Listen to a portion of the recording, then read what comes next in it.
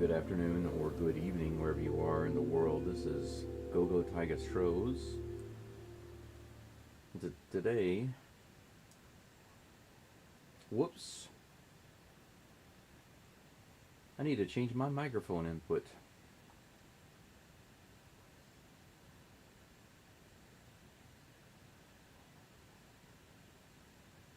One second, guys. I'm gonna work that out right quick. I hope you're all doing well today.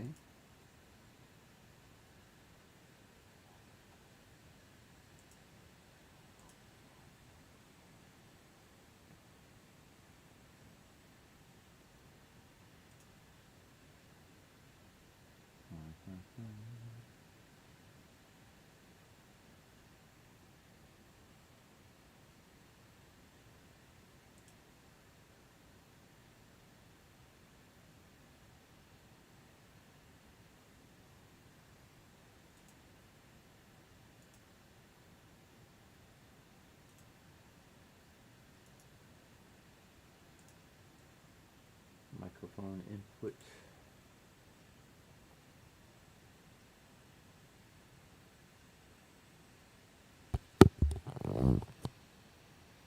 Okay, let's see if that's better.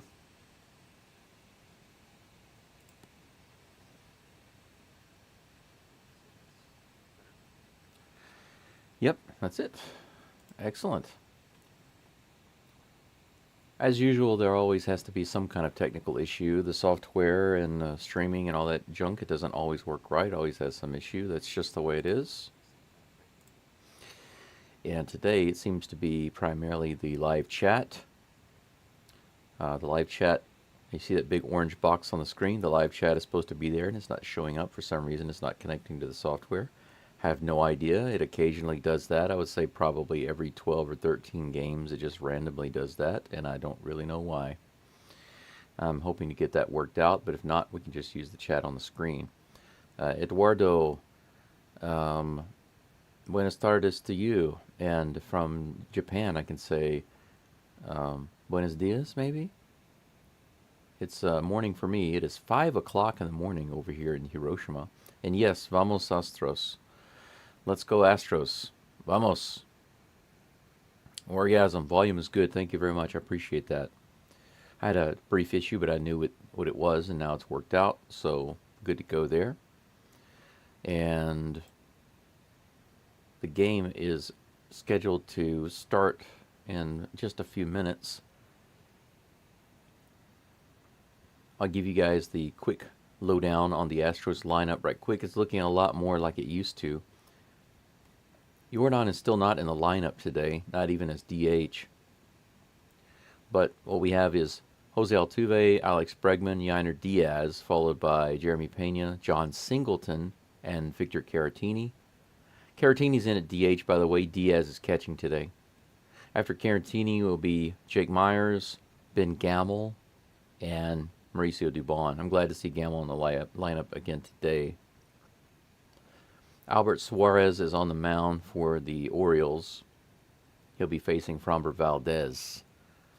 That is the basics for you guys. As I pull out my coffee filter, as usual, I'm going to have my ceremonial or traditional cup of coffee. My Kirkland's signature Colombian roast kohi. For those of you who don't know how to say coffee in Japanese, it's kohi. Kohi. Kohi. Big coffee culture here in Japan. Very easy to get all sorts of coffee here. I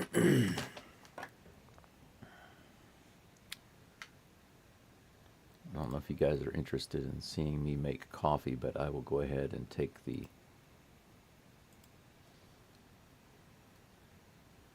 change the screen there so you can see me doing my fumbling around. I wonder how many people actually have their coffee set up right by their computer when they're doing live streams. I have no idea. It's kind of funny to think about. but I just stopped taking it. I just stopped leaving my coffee and coffee filters and all of that. I stopped leaving it in the kitchen because to make coffee in there and come back to the game is inconvenient. So I just go in there and get my hot water, bring my hot water bottle right here. This keeps the water hot for a really long time, like literally all day long if I leave the water in there. And this is enough for 3 good cups at least. So I can get a nice strong cup, followed by a weak cup. And if I really am feeling saucy, a super weak cup. I can use the same coffee 3 times. Now, I do have a large pour over. I don't know if you guys can see this or not, but I got this special pour over, coffee pour over, while I was in China. It came out during the, I think it's the Mid-Autumn Festival, I think, where they have a lot of rabbit stuff. And I was born the year of the rabbit in the Chinese zodiac, so I picked up this pour over that's special. It was a limited time. They don't make it anymore. It came from Starbucks. And I actually have 2 of these. One of them's packed back at my old house in another city. And this one I've got here with me. But it's got a big basket. I can put a ton of coffee in it. First cup will be stronger, of course. Next couple of cups, not so strong. But today, yeah, Yankees are losing, or shall I say Stankies? The Stankies. That's funny. I have to say that to my friend Mike. Mike's a big Yankees fan. He's a really good friend of mine, but he's a big Stankies fan. So, but man, what a disappointing loss yesterday, huh? I don't know if you guys listened in, or those of you might have listened in, or at least saw the highlights of the Astros game yesterday versus the Orioles. But man, the Astros had that game completely locked up, and one player blew the entire game. And that's the thing about baseball that I wish that we could fix. I would not be opposed to making some changes to baseball to fix the imbalance that is one player being responsible for either blowing or saving the game. And that will be the pitcher. Brian Abreu completely gave the game away, and that is no joke. That is absolutely no joke. You can't blame the Astros bats yesterday because they scored runs. But when you give up a grand slam and then another run in the 8th inning, what do you expect your team to do about that? Do you expect to actually have them come out and recapture the lead? Absolute, total nonsense.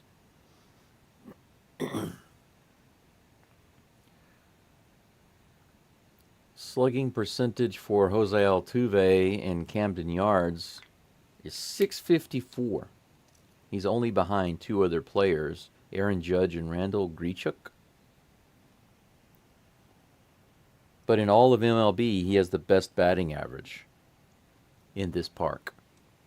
Yesterday, he had an amazing home run, and he gave his bat to a little kid there. I saw some interviews.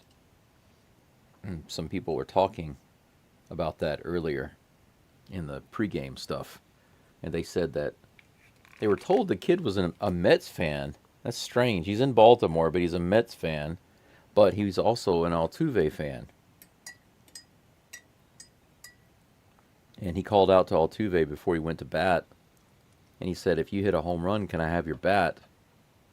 Well, Altuve hit a home run, and then he gave him his bat. Pretty cool. It's just a good example of why I love Jose Altuve. Don't get me wrong, Altuve is a great player. But that's not the main reason I like him.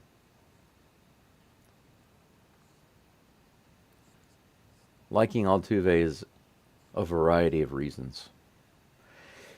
Suarez is on the mound, guys. Altuve's in the box. He's stepping in. Astros wearing navy blue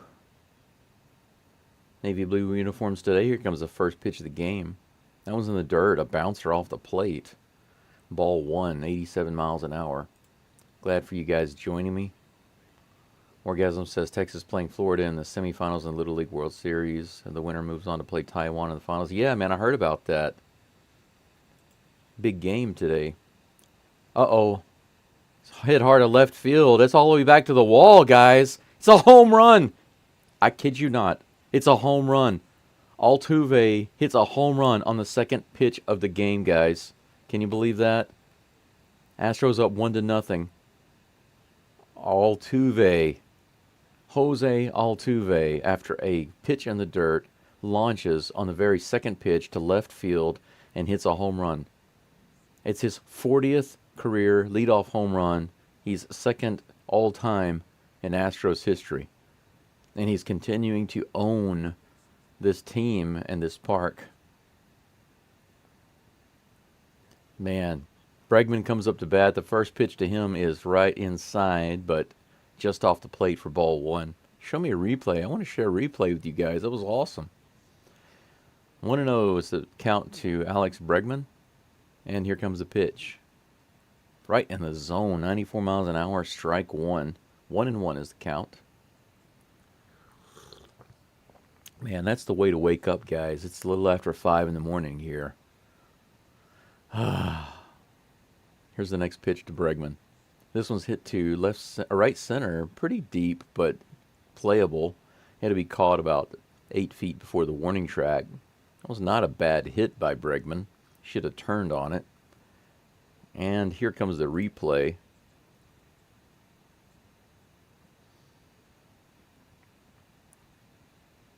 Yeah, how do you like that? How do you like that start, guys?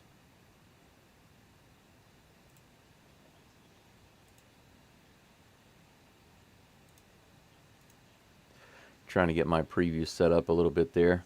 I've got 2 screens going on the game at the same time. One on my bottom screen, one on my top screen. And basically what I do is have my bottom screen on a lag a couple of seconds behind my upper screen. First pitch to Diaz was fouled back, and the second one is a swing and miss. 0-2 is the count. Verlander and Altuve chatting over in the dugout.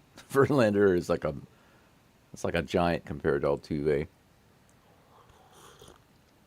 I love seeing those guys together. I love them. Next pitch is a little outside. Hit, bounced foul. Count remains 0-2 on Diaz. Freaking awesome, man. What a way to start the game off. Wow, that puts me in a good mood. Come on, Astros, you got to win this game.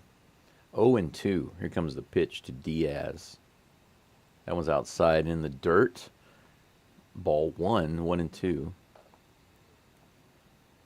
One of my friends here in Japan, he lives in Tokyo. He's from Taiwan. I played on his team. I played on a Taiwanese team while I was in Tokyo. I'm sure they're excited about their Little League team. Diaz hits it hard out to left field. That one's going to be playable on the run. Wow, that was not a bad-looking hit. He drove it almost all the way to the track, a line drive, but the left fielder was able to get it on the run. That was not a bad drive. Once again, though, if he had gotten around on it a little bit earlier, could have been a really good hit. It could have been a double. That will bring up Jeremy Pena, guys, with 2 outs, no runners on. He bounces it to third, big chopper. There's a long throw to third. He barely gets beat out. That's going to be out number 3. Jeremy hustled, but wasn't able to beat that one out.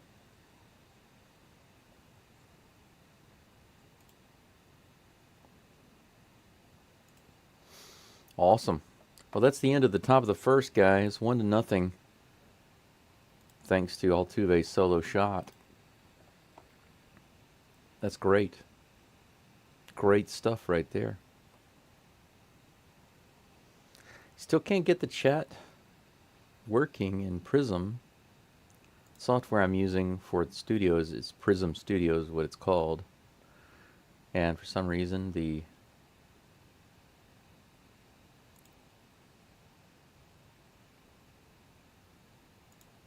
chat is not connecting.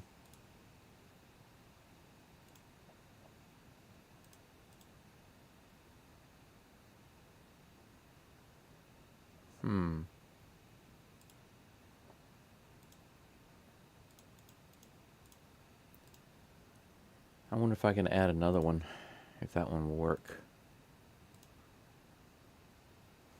I'll just try a second one and see if that works.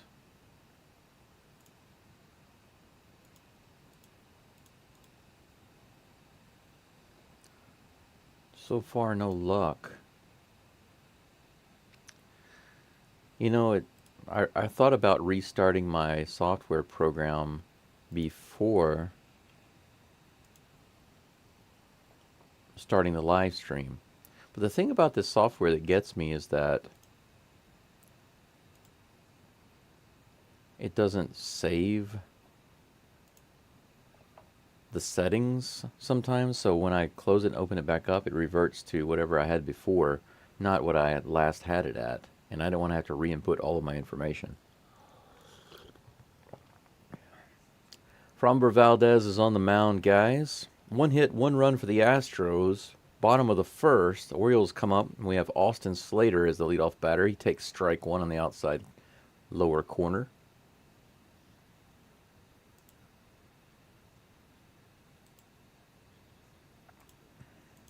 No balls, 1 strike. Here comes the pitch from Valdez. That one's grounded to Pena. He scoops it up, fires to first. That's a high throw.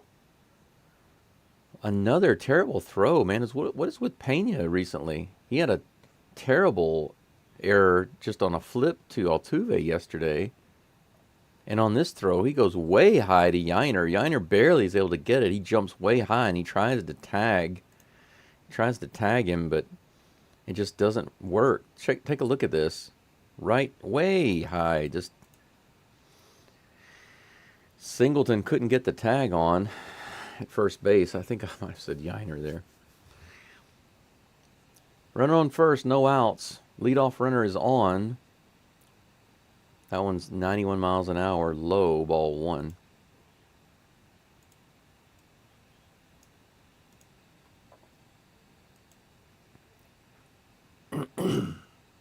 Adley Rutschman is up.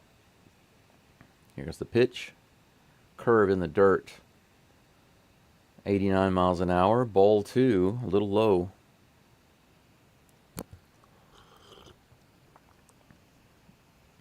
Man, Pena is, man,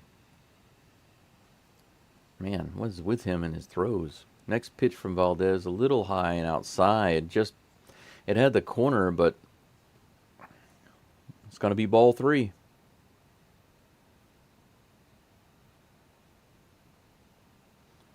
Three and 0. Here comes the pitch. That's in there. 92 miles an hour. Strike 1. 3-1. Come on, Framber. Let's see that double play ball. Maybe an unassisted double play to Altuve would be better than hitting it to Pena. This one's hit line drive into left field. That's going to be an easy base hit. Runners on first and second as Dubon brings it back in.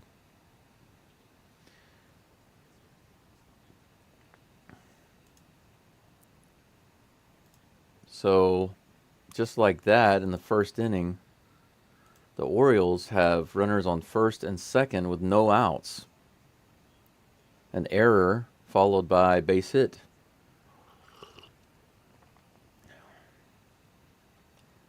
Orioles got a run yesterday thanks to Pena's error.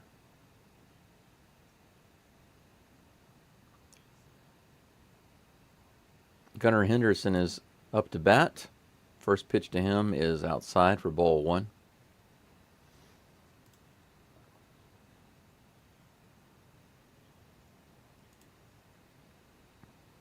Here comes the pitch, the 1-0 pitch. Inside and low. Ball Wait a second. Maybe now they've got the count. They've changed the count to 1-1. Thought it was 2-0.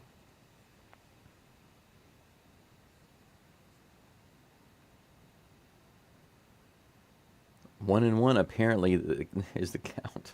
Next pitch, swing and a miss on that curveball. Nice pitch. Valdez claps his glove. He liked that one. 1 ball, 2 strikes.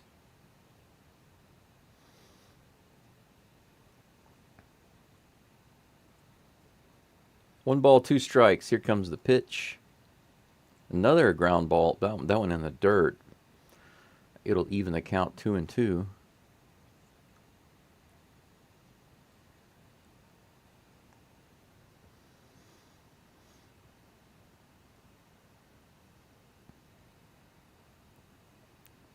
Two and two's the count. No outs. 2 runners on first and second. Here comes the pitch. Swing and a miss right in the zone. 92 miles an hour. First strikeout of the game and the first out.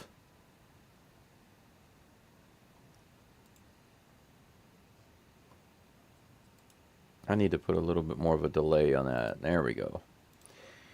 It was too close to the live feed. Santander comes up to bat. That will be strike 1 right in there. Right on the corner. He didn't like it, but he's still jawing with the umpire. Bada, bada, bada, bada, bada. Yeah. Diaz kind of smiling behind the plate. Framber back up on the rubber there. Here comes the 0-1 pitch. Ooh, strike 2. 97 right on the inside corner.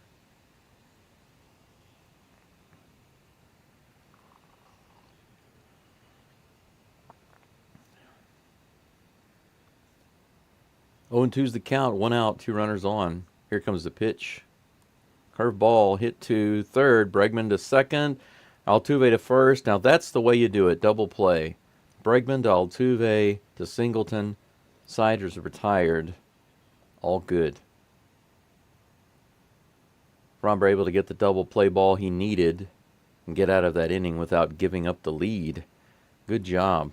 1-0 Astros at the end of 1. Going into the top of the second, guys. Astros have coming up to bat John Singleton, Victor Caratini, and Jake Myers. Singleton batting .234 for the year. He had a pinch hit home run fairly recently. Just came in and smacked one out. He made the most of his opportunity. It'd be nice to see him do what Altuve did last inning, lead-off home run. Victor Caratini had made some progress bringing his average up. He was just at 280, but now it's slipped a little to 276. Myers still not stellar for the season, similar to Singleton, 233. Let's hope the bottom of the order can get some stuff done today, but even though Jordan is not in the lineup, I'm happy to see Bregman back, and I hope that he can actually do something today. The Astros really are going to have to rely on their guys getting something done. Their lower average guys and their low part of the batting order. As I look at who we've got in the game today, you know, it might be tough. I think the Astros had a good game against Suarez last time, but we'll see. Singleton is at the plate, and here comes the pitch. That's going to be up and in for strike 1, 93 miles an hour.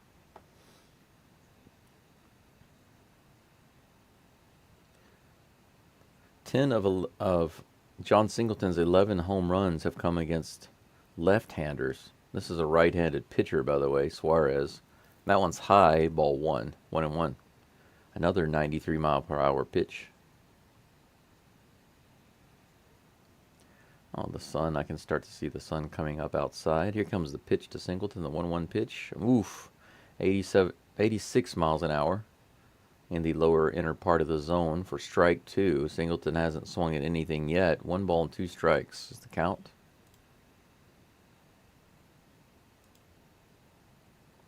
Here comes the pitch.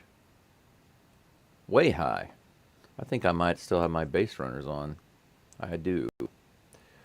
Let's change that. I need to fix that. There are no base runners on. There we go. Count is even, 2-2. Here comes the pitch from Suarez. Singleton swings at that one. It's in the zone. He fouls it away. 94 miles an hour. Count remains even. Thanks to anyone joining me right now. We've only got half a dozen people listening in at the moment. Wherever you are, though, thanks for being here.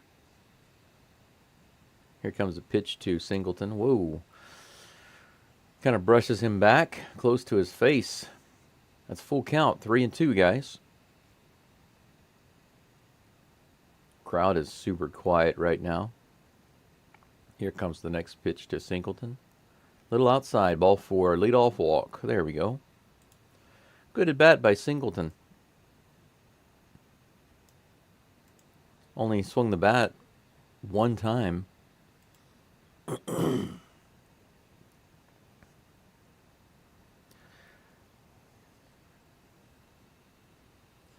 No outs.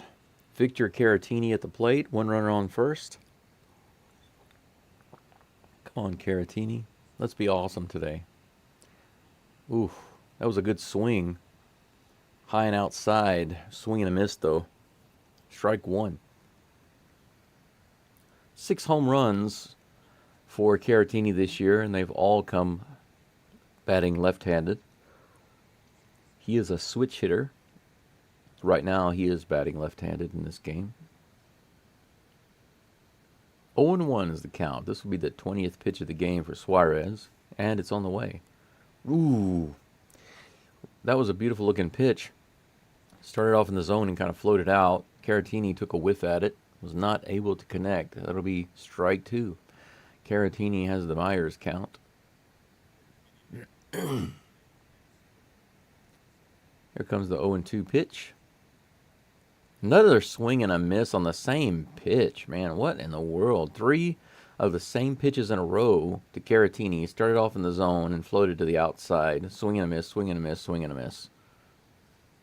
How do you swing and miss the same exact pitch 3 times in a row? Caratini goes down for the first out of the inning. Singleton still on first. Camping out over there. Jake Myers comes up to the plate. Here's the first pitch.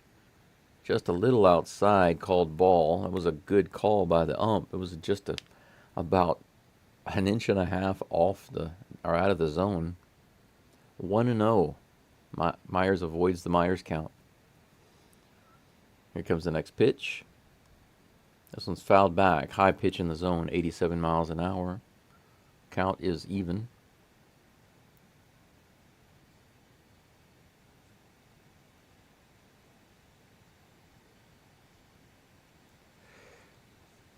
Jose Altuve, by the way, I mentioned earlier that he's got 40 leadoff home runs, second all-time in Astros history. He just broke the tie with George Springer. I'm glad that he passed him up. That makes me feel good. Myers fouls that one away for strike 2, and he calls for timeout to collect himself. 1-2 is the count.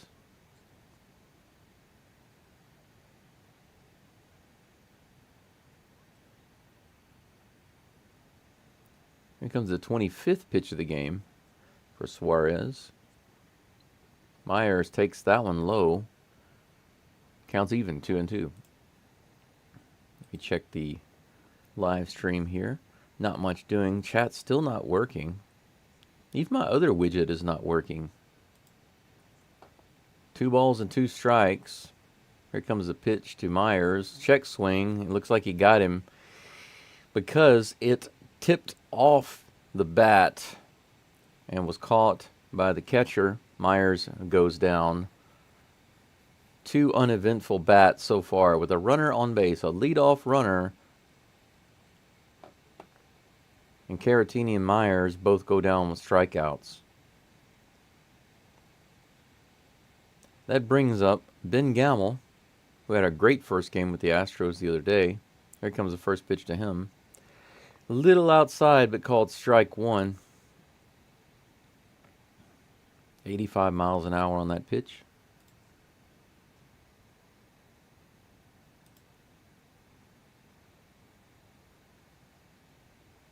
Here comes the 0-1 pitch from Suarez.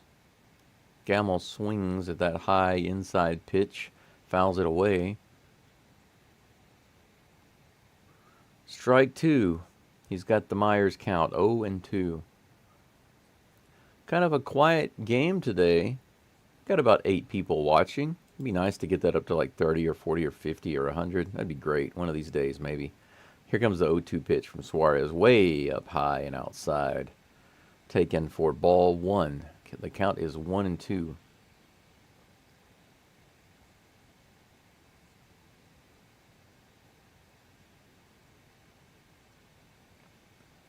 One ball, 2 strikes, 2 outs, 1 runner on. The pitch in the dirt, swing and a miss. Gamel acts like he's going to run to first, but he just gets tagged out. And that'll be it. So after a leadoff walk by Singleton, the next 3 batters strike out. And I would say, other than that good at bat by Singleton, the next 3 batters for the Astros look like trash. So what I said was that the bottom of the order needed to produce today. And here in the second inning, Caratini, Myers, and Gamel all looked like trash. They all struck out. And I didn't see anything good about their at-bats. They did not drive the count up. They didn't force the pitcher to throw balls. They didn't swing at good pitches in the zone. And they struck out on bad pitches. So very disappointing in what I'm seeing right now from the lower part of the lineup. In the top of the third, Dubon will be up, followed by Altuve and Bregman. But as for the bottom of the second, what we have immediately right now in front of us is Framber Valdez back up on the mound. He's got 15 pitches so far. He was lucky to get out of the first inning with just 15 pitches because he had 2 base runners, one because of an error by Jeremy Pena's terrible throw to John Singleton at first base. The Orioles have Eloy Jimenez coming up to bat, followed by Colton Cowser and Emmanuel Rivera. I hope you guys are doing wonderful wherever you are today. It's Sunday for me, Sunday morning, 5:30 on Sunday morning. The light just now starting to come through my window from the sun outside.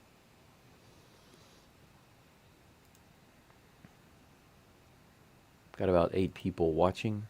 Thank you for being here. Thanks for joining. Be sure to like the video, like the live stream if you get the opportunity. Here comes the first pitch from Valdez, a little high, 93 miles an hour for ball one to Jimenez.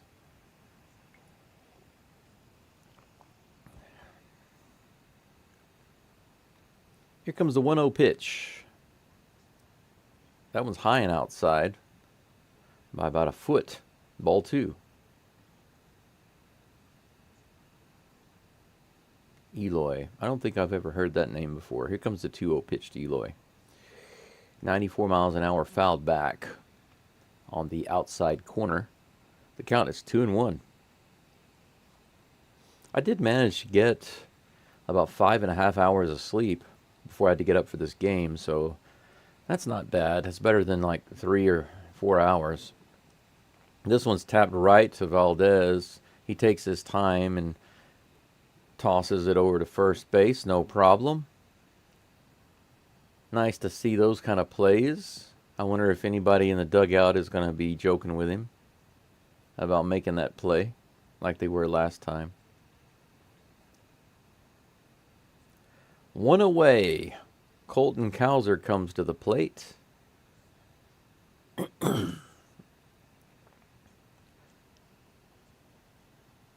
Here comes the pitch. Curveball, but too far inside. Ball 1.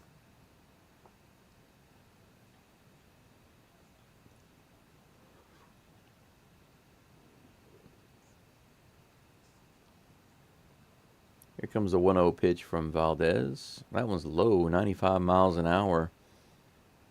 2 balls and no strikes.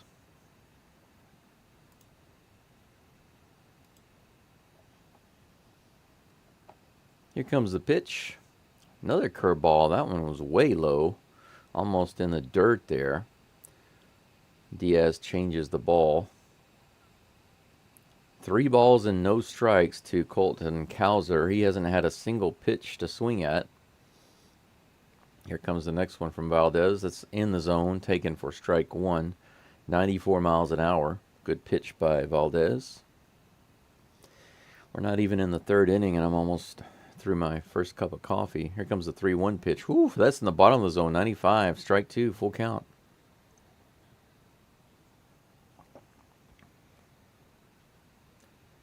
One out, no runners on in the bottom of the 2nd. Full count on Colton Cowser. Valdez looking for the call. He's got what he wants. Here comes the pitch. Curveball, lower part of the zone, outside, fouled away by Cowser. That was 78 miles an hour. Good pitch. He was lucky to get his bat on it. Just barely was able to nick it. Sent it bouncing away. I need to put my hat on. It's just a little warm. My fan shut off. I need to turn it back on. Get it cool over here. Here comes the full count pitch. This one's 97 inside and sent down the first baseline. I wonder if I can reach my remote control. Nope. Of course my remote control to the fan would be close to the fan and not close to my desk. Of course. It makes no sense, does it? Here comes the full count pitch. Another one inside. That one's going to be hit all the way out to the right field stands, just about 20 feet foul. Look like kind of a golf swing there. Count remains 3-2. It's a long at bat by Cowser. Maybe about 8 pitches so far from Valdez just for this one batter. Here comes the next pitch. This one's hit to Pena. He's got it. He has a second chance to make a good throw, and he's got it this time, thankfully. That'll be out number 2. Routine ground ball playable for Pena. I'm going to try to turn this fan on right quick so I can put my hat back on. These electronics make this corner hot. There we go. All right, guys. Emmanuel Rivera comes up to bat. First pitch to him is on the way. Wow, that one is way inside and low. 96 miles an hour.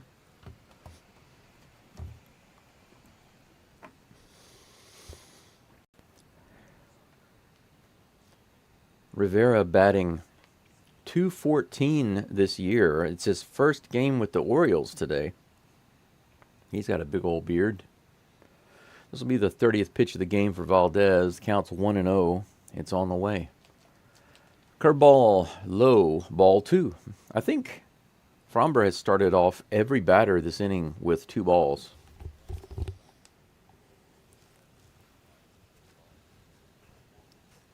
There we go. Got my old Astros hat on. Probably needs to be washed. Here comes the 2-0 pitch. Curveball just a little outside. Once again, 3-0. Valdez making himself work way too hard here in the bottom of the 2nd. This will be his 32nd pitch. It comes right now. Ball 4, low. 4-pitch walk to Emmanuel Rivera. So Rivera, in his first at bat with the Orioles, draws a 4-pitch walk. That's not how you want to start off this guy. The inning will continue. We got a runner on first base, which I forgot to take off when Singleton got on, so I don't have to update that. Half a dozen people listening in, watching. Thanks for being here. Ryan O'Hearn is at the bat. First pitch to him is in the zone, 97 miles an hour, strike one.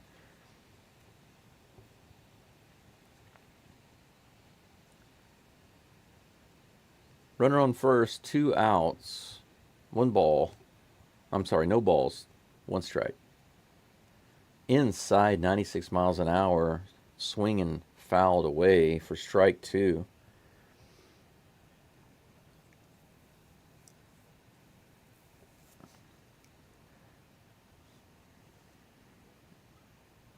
No balls, 2 strikes, 2 outs.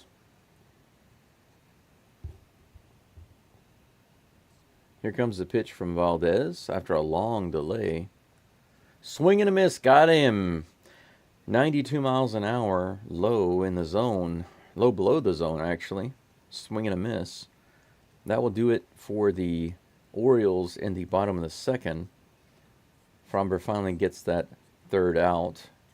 His pitch count ends at 35. A little high. Hopefully after these first 2 innings, he'll get that pitch count down.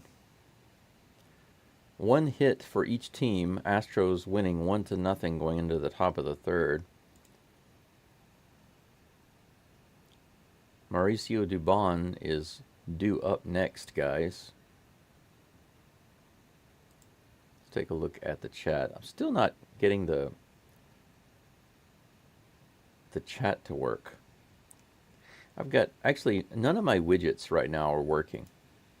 If you don't know what a widget is, basically these little things on the screen that I add on the screen. Like, I have viewer count.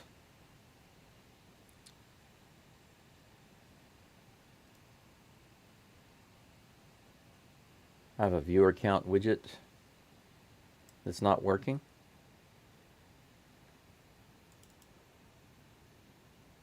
Yeah, none of my widgets are connecting to YouTube for some reason. Not quite sure why.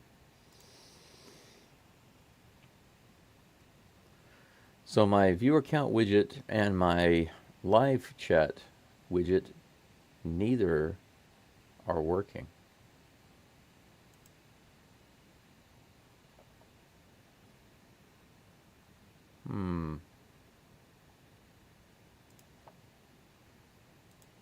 I haven't figured out a way to correct that.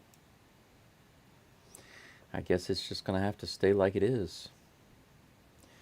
Not much I can do about that, unfortunately. But chat is not busy today.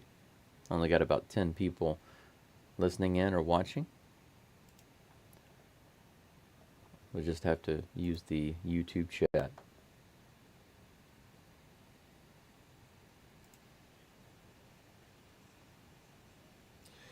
Well, just like that, guys. I'm trying to fix a technical issue, and there's already 1 out. Jose Altuve is walking up to the plate, so Mauricio Dubon apparently either grounded out or flew out. 1 out, no runners on. Here comes the first pitch to Altuve. Outside, ball 1.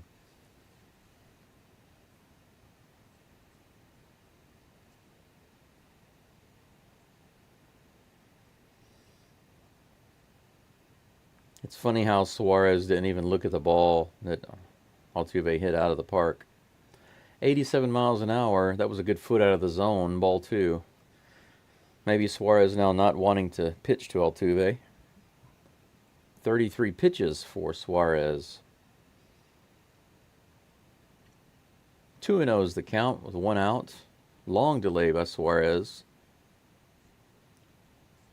The catcher gets up suddenly and runs out to the mound. As Suarez starts to wind up, umpire calls timeout. They have a short little meeting on the mound. Now Richmond runs back behind the plate.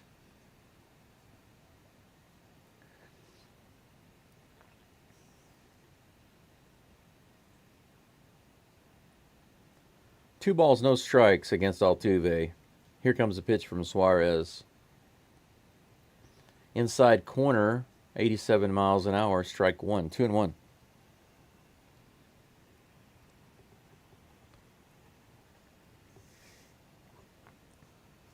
Two and one pitch is on the way.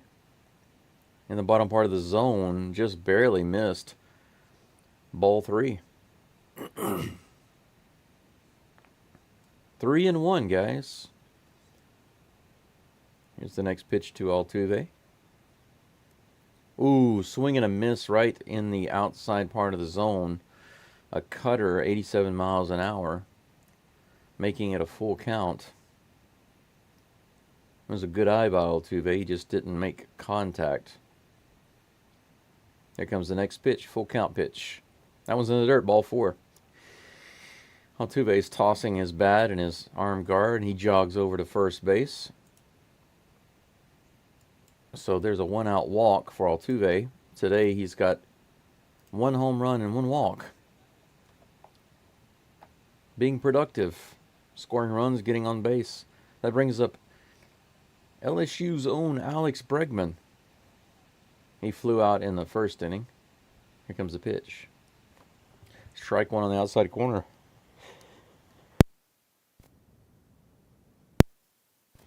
Pardon me. Had to rip off a sneeze right quick, and I didn't want to kill you guys in the microphone. 0-1 is the count against Bregman. Here comes the next pitch from Suarez. That one's high in the zone, fouled away. So Bregman down 0-2. 94 miles an hour on that one.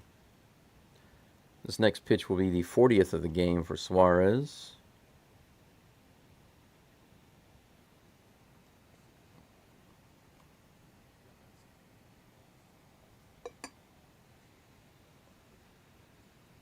Altuve on first, 1 out. 0-2 to Bregman. Here comes the pitch. High out of the zone, ball 1. 1-2.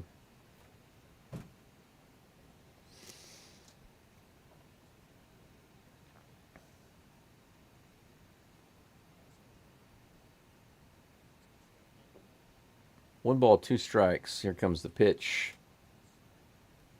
Bregman takes that one high for ball 2.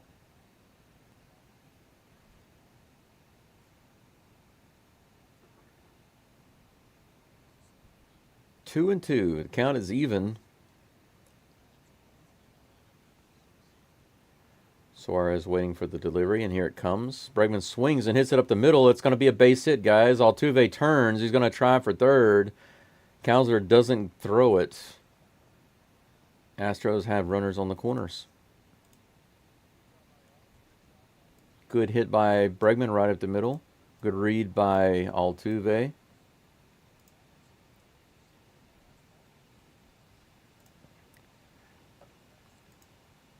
Little replay there. Little hit right up the middle.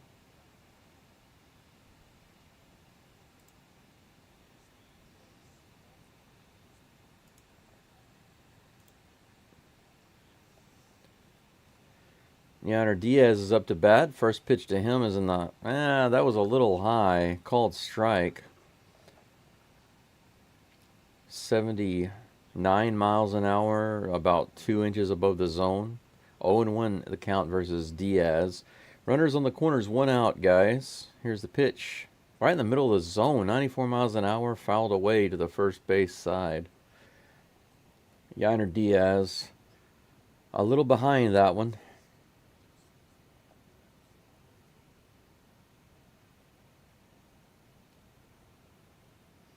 This will be the 45th pitch of the game for Suarez, but he backs off the mound.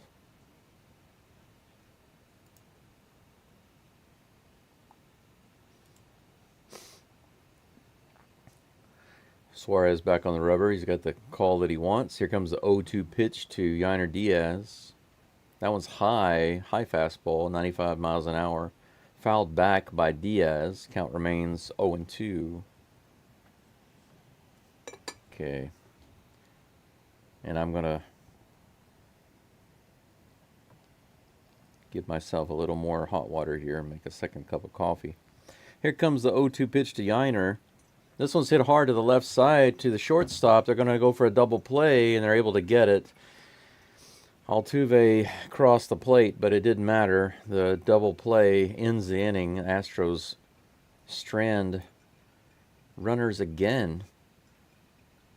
Very close to having another Altuve run scored. But Yainer Diaz's ground ball ended the inning. So unfortunately, the Astros do not produce anything that inning despite having a couple base runners.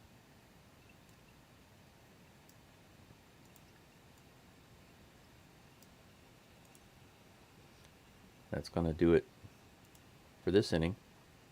Now we're going to be into the bottom of the third. Runners coming up. Runners coming up. Batters coming up. Ramon Urias, Austin Slater, and Adley Rutschman. Astros with 2 hits and 1 run. Orioles with 1 hit, no runs.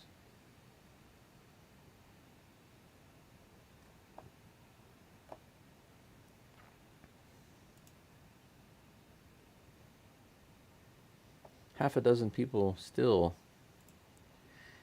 Man, I'm not used to seeing such small numbers on these games. It doesn't make any sense why the weekend games are so low in viewer counts, especially early on in that first part of the game. It's kind of crazy. I guess people are busy doing something else. Or YouTube is just not giving me the views that I need. Who knows? Hunter Brown highlights. Very disappointed for Hunter Brown yesterday. He had such a great game. And Abreu was like, no, I can't let another pitcher have a great game. I got to shut that down. And gave up 5 runs. And that game is going to bother me for a while. Hopefully the Astros can have a really strong win today and I can forget about yesterday's game. That game was so stupid. I want to take Abreu over my knee and just whip the crap out of him. How can you do that? How can you, without even getting an out, you know? Base runner, base runner, base runner, grand slam, base runner, double. What? Are you serious? Valdez is back on the mound facing Ramon Urias. Here comes the first pitch to him. Curveball in the dirt almost. 77 miles an hour, ball 1.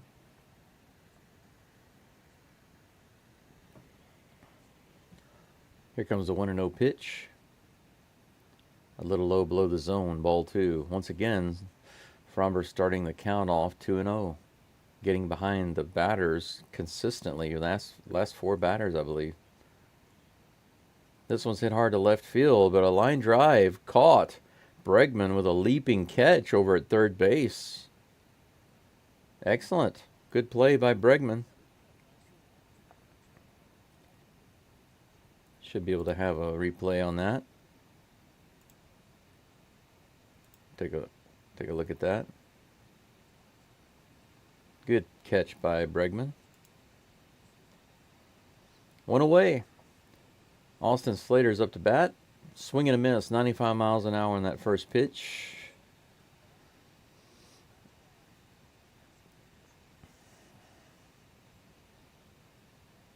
This is the 40th pitch from Valdez. A little high and outside. Right on the corner, but called ball 1. Count is even.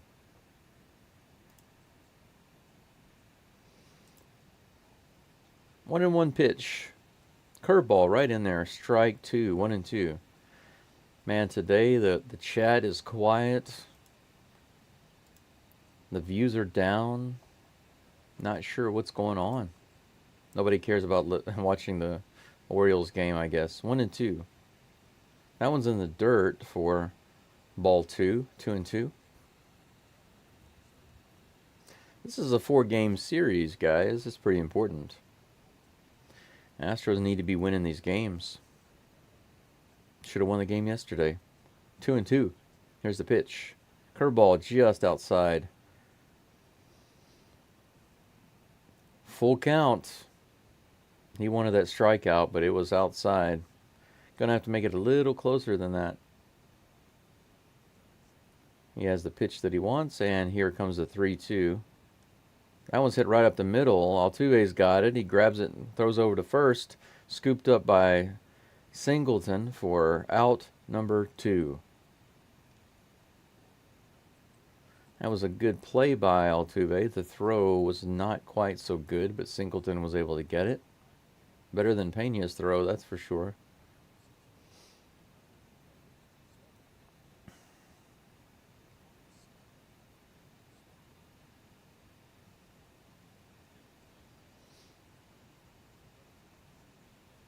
That brings up Adley Rutschman. The first pitch to him was a curveball inside and in the dirt. 76 miles an hour, ball 1. Yo, what have I missed? You missed an opening home run, an opening solo home run, DeLion. Thanks for coming in. It's good to see you. Next pitch is high and inside, 96 miles an hour. Strike 1 on the corner. 1-1 is the count against Rutschman. 2 outs, no runners on right now. Here comes a 1-1 pitch. Ooh, just inside, 97 miles an hour. Strike 2, 1-2. Framber just nicking those corners of the zone. Rutschman's not happy about it, but, you know, hey, it's close. 1 ball, 2 strikes. 2 outs. This is the 48th pitch coming from Valdez. Curveball, strike 3, got him.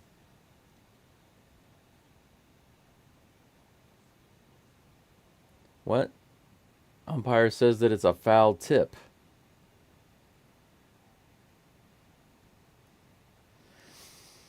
They thought that that was a complete strikeout there, but the umpire says it was off the bat. Let's take a look at the replay here. Can't see it. We can see that it hit the ground, but can't tell if it hit the bat or not, so we're going to have another 1-2 pitch. This one's a curveball low in the zone, hit out to right field. Gamble can't see the ball. He misplays it. It goes all the way to the wall. Oh my gosh. That was crazy.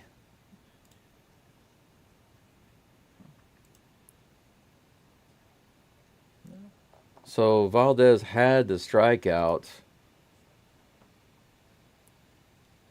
Has to throw another pitch. Winds up being a misplay with the ball in the sun by Gamble. Ball lands and goes all the way to the fence.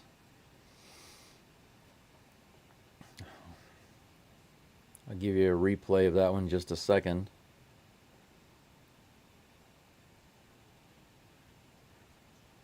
Look at that. Nonsense. That's what happens when the umpire makes a terrible call. So that should have been a strikeout.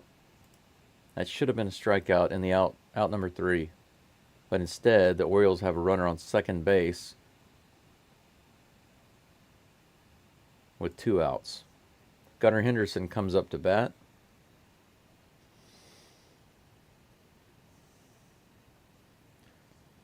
Here comes the first pitch from Valdez. 97 right in the zone. Strike 1. Man, sometimes the umpires just really, really let you down. Here comes the 0-1 pitch. That's in the dirt. 80-mile-per-hour curveball.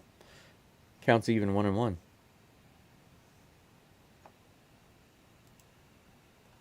Man, Jose does that so much. You think Tucker makes that play? I would say probably. Just because he's Tucker, you know. 1-1 pitch. Ooh, right in the bottom part of the zone, 92 miles an hour. Strike 2. I mean, I don't know how good of an outfielder Gamble is. I really don't know. But I do know Tucker pretty well, and I would say probably he makes that play. That's just my guess. 1 ball, 2 strikes. Here comes the pitch. Strike 3. This time he got him. He got the strikeout this time. That's out number 3, and that's it for the Orioles. Strike 3. So Valdez finally gets his strikeout back in the 3rd out without any damage done. But because of the umpire, he does give up another hit, thanks to the combination of a bad call by the ump and a bad play in the outfield by Gamel with his eyes in the sun. I don't know if I can really be upset with him or not. I mean, it happens sometimes. But I can say that when I played baseball, I did have sunglasses, and I knew that the sun was an issue sometimes. And there are just certain ways that you learn to locate the ball. You got to be able to keep your eyes on it. You got to find a way to keep your eye on the ball. So I'm not going to... I mean, my personal feeling is, as a person playing in the field, I kind of allow the sun to be an excuse as to why I can't catch the ball. Some people might say, yeah, but the sun was right in your eyes. If you couldn't see it, you couldn't see it. But still, I would never use that as an excuse for myself. I would still think that I should be able to keep my eye on the ball, especially if I have the proper glasses. And I always wore really dark sunglasses for that purpose. Actually, I remember when I was a kid, my dad, of course, my dad was like this. He was a sociopath. He still is. That's why we don't talk. But that's beside the point. The thing is, my dad had this thing about just always criticizing the things that I would like or the things that I would do, and he didn't understand the reasons. But my dad was not an intelligent man. He had a low education, and from the time I was a little kid, I was already smarter than him. So I would wear these really, really dark sunglasses anytime I would go outside. Even during the winter I do. Even now I do. And the reason is because my eyes are sensitive. So during games, it really helped me a lot. First pitch to Jeremy Pena is a ball. The 1-0 is the count. Suarez brings the next pitch in. That's in the dirt outside. Pena out to a 2-ball, no-strike count. He grounded out on a bouncer in the first. Here comes the third pitch to Pena. That one's right in there for a strike, 86 miles an hour. But I feel like those really dark sunglasses always helped me to be able to see the ball. So I never had problems seeing the ball in the sun. Here comes the next pitch. Right in the bottom of the zone, fouled it down the third baseline. Counts even, 2-2.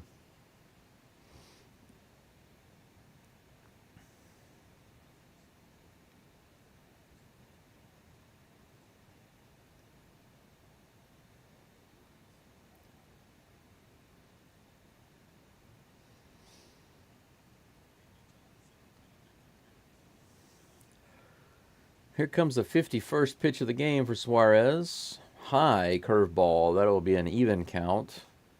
3-2.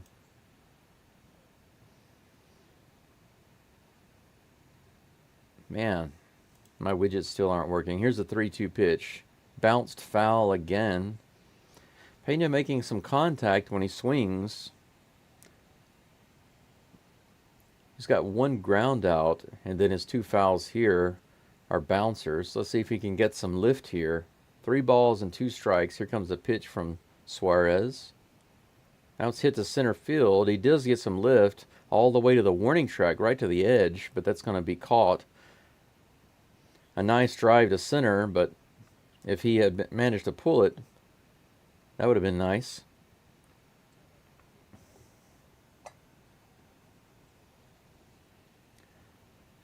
John Singleton comes up to bat. Singleton walked, had a really good at bat last time. Here comes the first pitch to him, outside and high, ball 1. 1 out, no runners on. Singleton, you're going to have to get it done with the bat, man. Hit 1 out. Here comes the pitch. Swing and a miss. Man, that was a good pitch to be launching on, but he completely missed it. 1 ball, 1 strike.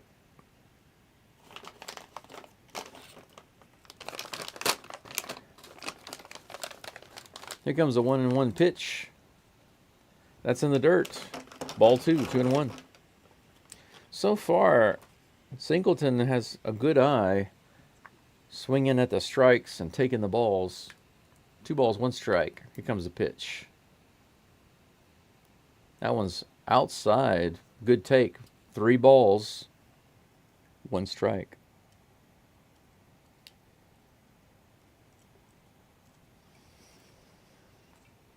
One out, 3-1 is the count. Singleton about to receive the pitch from Suarez. That one's in there. Swing and a miss. Strike 2, right in the bottom of the zone.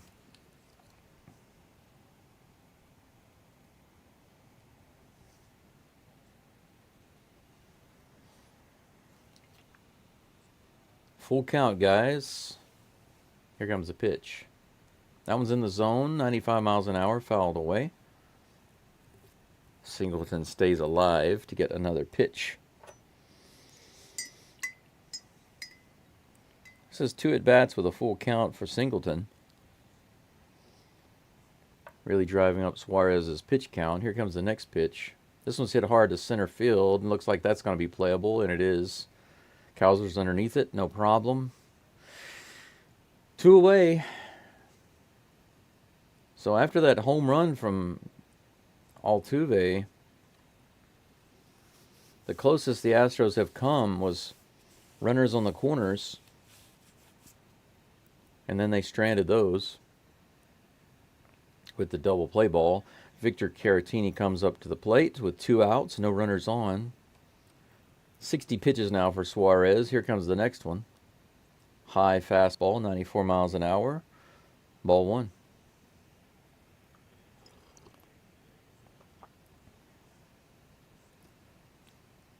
Caratini is just DHing today. See if he can do something here.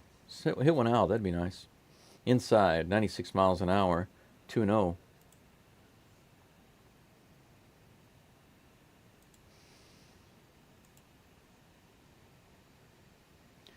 Two balls, no strikes, 2 outs. Here comes the pitch.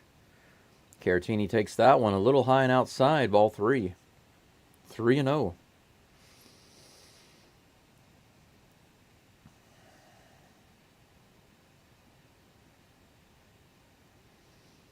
Here comes the pitch. That one's right in there. He takes that one. Wasn't even thinking about swinging. I think I would have been launching on that one with 2 outs. I would have been swinging away. That was a good one. About 93 miles an hour, I think, right in the middle of the zone. Could have been a second run. Next one is fouled back. That was a ball. 88 miles an hour outside. Almost a foot off the plate. So Caratini, I don't get that strategy. 3 balls, no strikes. You take it all the way. It's right in the zone. You could have been launching. And then you have 3-1 and you swing at a garbage pitch outside. I don't quite understand the thinking there. Come on. Full count. Fouled away again. High and outside. 97 miles an hour.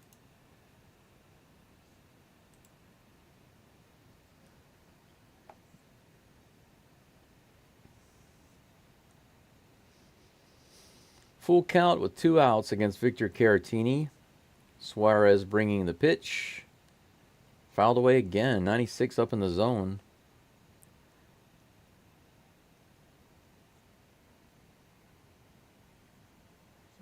Oh, they're showing the score of the Mariners and Giants game. It's in the 2nd inning. Mariners losing 1-2. Here comes the full count pitch to Caratini. Another one high up in the zone. He hits that one out to left field, but it looks like it's going to bounce just by the wall. They're not going to be able to get over there in time to get it. Count remains 3-2.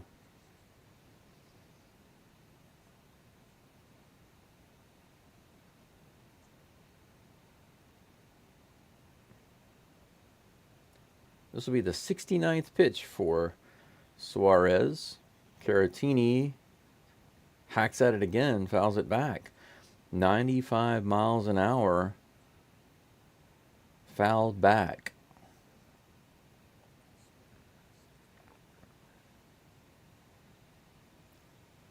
Here comes the 70th pitch for Suarez. Caratini swings again. This one's going to be over to the second baseman. He tosses over to first, no problem. That's out number 3. Astros do nothing in the top of the 4th. 3 up and 3 down. Very, very low hitting game right now. 2 hits for the Astros, 2 hits for the Orioles. 1 run for the Astros, none for the Orioles. The only run of the game, Altuve's leadoff home run in the first inning.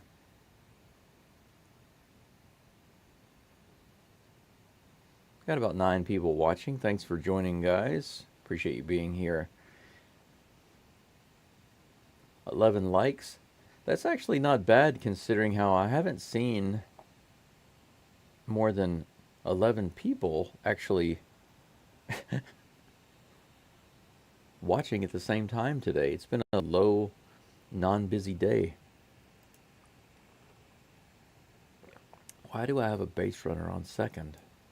I never moved him off. Sorry about that. That's my bad. It's on me. I got all these orange things on the screen. My widgets aren't working. You can't see the live chat, can't see the subscriber count or the viewer count. None of those things are working right now. I'm not quite sure why.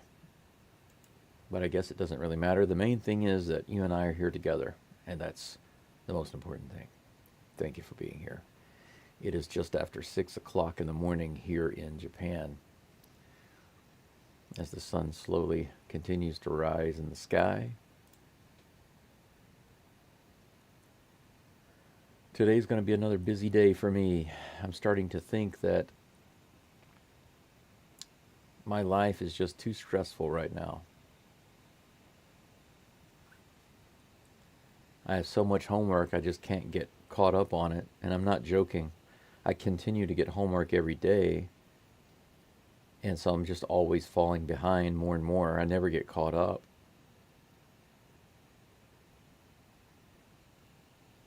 Before I can get the previous homework done, they give me more.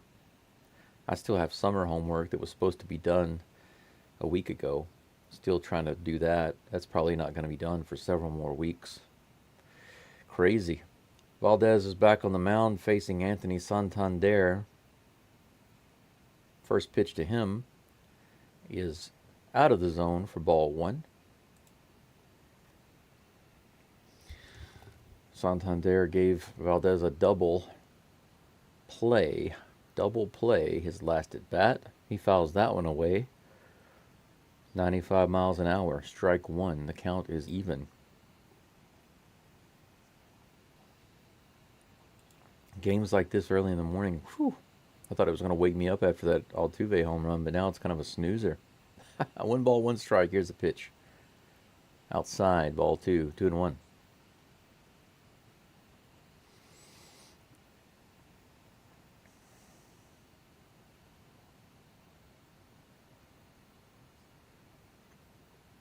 Here comes the 2-1 pitch from Valdez. Curveball. Ooh.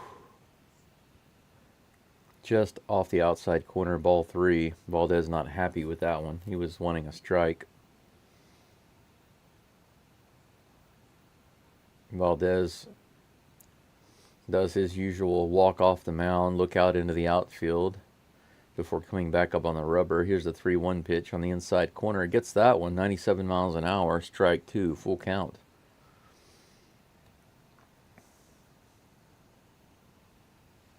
Full count against Santander.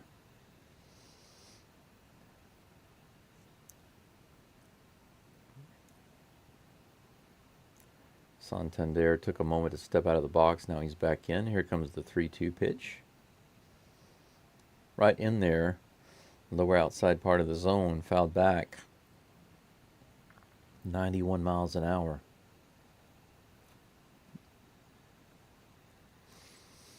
After this game today, I'll have at least a few hours before my classes start. Thinking about going to the restaurant, but I might just stay home and sleep extra. Next pitch is on the outside corner, swing and a miss, 80 miles an hour, nice curve, gets him swinging. Another strikeout for Valdez in the first out of the inning.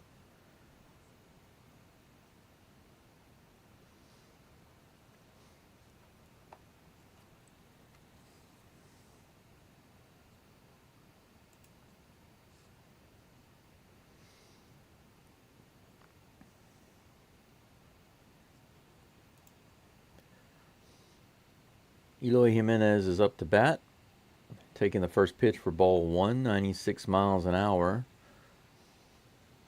He grounded out his last at bat. Here comes the 1-0 pitch. Ooh, curveball, low, swing and a miss. Good pitch there by Valdez.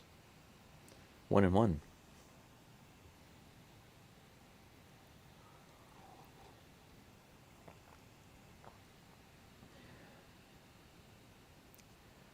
One and one is the count. Here comes the pitch. Another one with the bottom falling out of it. He fouls that one away, but that's strike two. 1 ball, 2 strikes against Jimenez.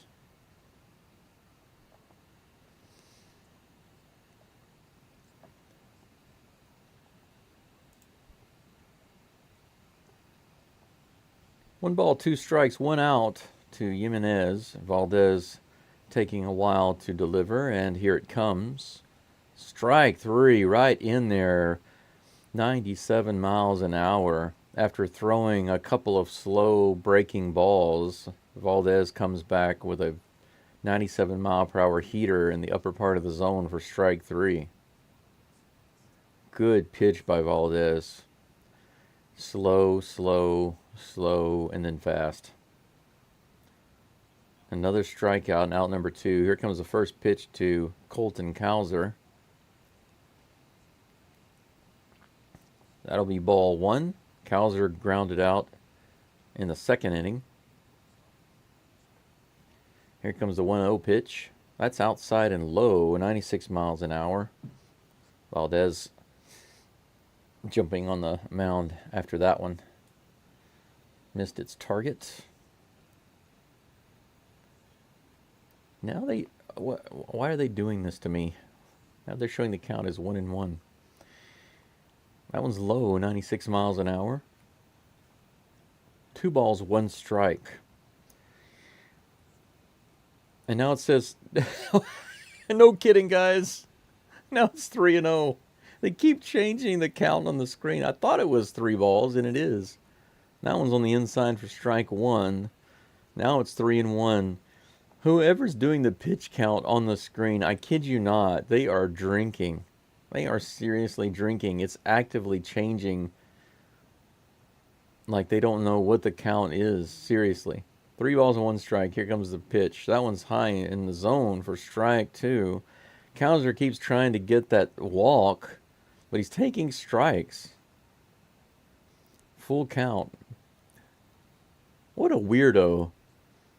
He's just looking to get the walk, and every time he gets called strike, he jumps like, oh man, oh man. You know, it's like, dude, those are strikes. Here comes the 70th pitch of the game for Valdez after a long delay. Full count pitch. That one's a tapper. Diaz gets it, fires the first, and he's got him. Great play by Diaz. Just a tapper a few feet from the plate. Great play. Out number 3. That could have been a base runner very easily, that little tapper there. Great pitching by Valdez that inning, and excellent play by Diaz. And that will end the inning. That's all for the 4th inning, guys. So at the end of 4, this is where we stand. Astros with 1 error, a throwing error by Jeremy Pena. 2 hits and 1 run. That 1 run is a solo home run by Altuve, his first at bat of the game. Second pitch, actually.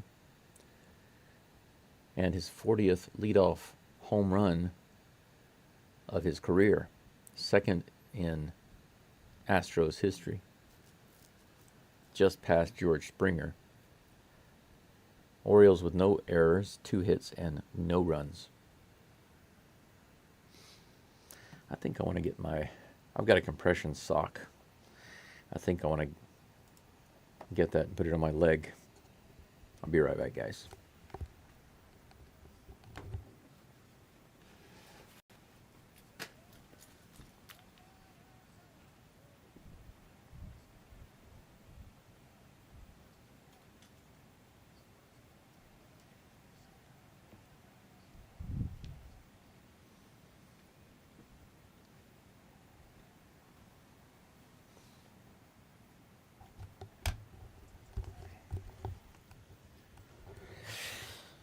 All right, I am back.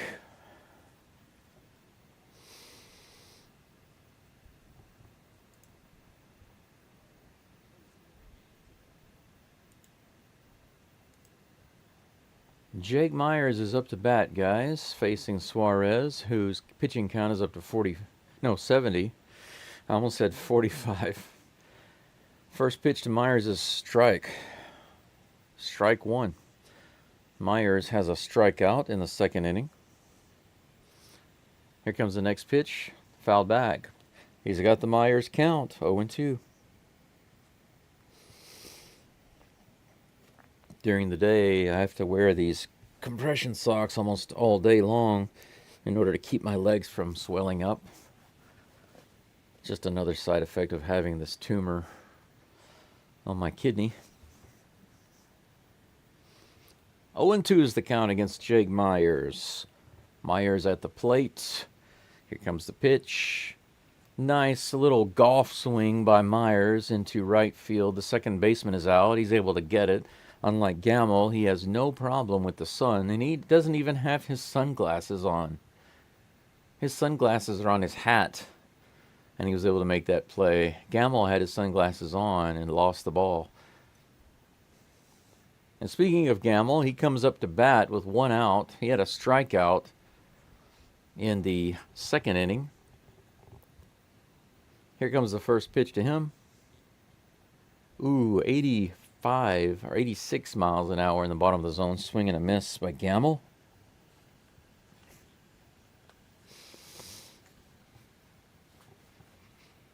Oh and 1. Here comes the pitch from Suarez. Little outside curveball, 78 miles an hour. Ball 1. 1-1. Oh, I just dropped something. It was my wallet. 1-1 is the count. Here comes the pitch. That one's hit right in the middle of the zone, 79 miles an hour over on the third base side. The new guy with the Orioles, Rivera, he slides over near the wall to try to get it, but he isn't able to get to it. It's going to be strike two. That's pretty cool to see. Hector Neris, guys, is warming up in the bullpen for the Astros. Not in the bullpen, really. It looks like he was just stretching out, getting loose. Kind of glad to see him back. I think he's going to do well coming back to the Astros. 2 balls, 2 strikes. That one was low, 80 miles an hour. So, Caleb Ward is back. He was on paternity. Seth Martinez goes to Sugarland. Sean Dubin goes to Sugarland. This is hit out into left field. Looks like it's going to be down. It is. It's into the gap, guys. Gamble's going to be in at second base with a double. That ball went all the way to the wall. Perfect hit in the gap. Opposite field hit by Gamble. I'll show you a replay in just a moment.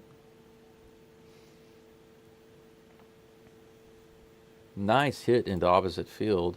Let's take another look at it for you guys.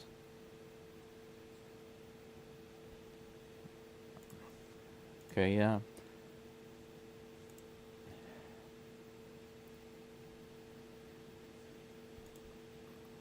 Dubon comes up with a runner on second. 1 out, guys. Here comes the first pitch to Dubon. High for ball 1. Dubon grounded out his last at bat, and I missed that because I was adjusting some settings, trying to get my live chat and my widgets to work on screen. 1-0 is the count to Dubon. Here comes the 80th pitch from Suarez. Check swing. Did he go? They say he did not. That'll be ball 2. Gamble on second base after that nice double. The first hit the Astros have had in a while. This is only their 3rd hit of the game. Here comes the 2-0 pitch to Dubon. Oh, hit hard to left field. But he's going to be able to get over there. The third baseman. The left fielder is going to be able to get that. Gamble has to stay at second. He was right on the ball. Good swing by Dubon. But right at the left fielder. 2 outs.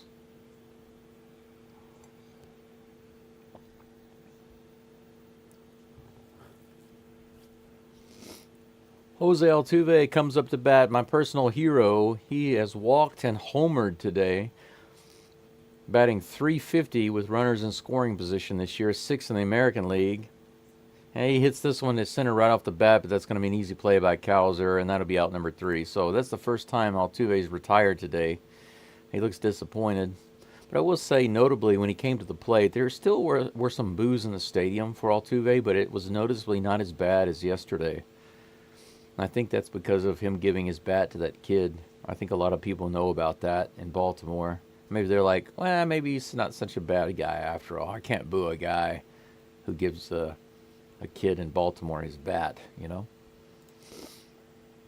So the Astros strand a runner on base. A runner in scoring position, actually. It really sucks when they get a guy to second or third and they just can't even manage to bring him in. But Astros hanging on to that 1-run lead, 1-0, going into the bottom of the 5th. Valdez will be facing Emmanuel Rivera in just a moment. All right.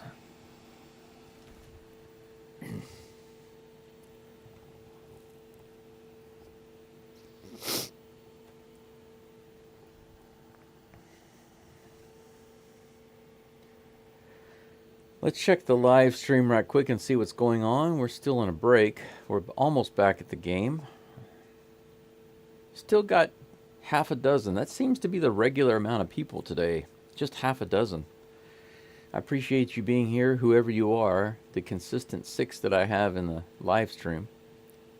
Thank you so much for being here. I do appreciate your support. I will say that for the first month that I did these live streams, I started during the summer when I had a break. I was able to live stream a lot of the games. It was kind of an experiment just to see how it would go. Didn't know if I was going to be able to keep doing it or not. Unfortunately, I do have school Monday through Friday, so some of these games I'm not able to call. But I've decided to keep doing it when I can. First pitch to Emmanuel Rivera is right in there, 93 miles an hour, strike 1.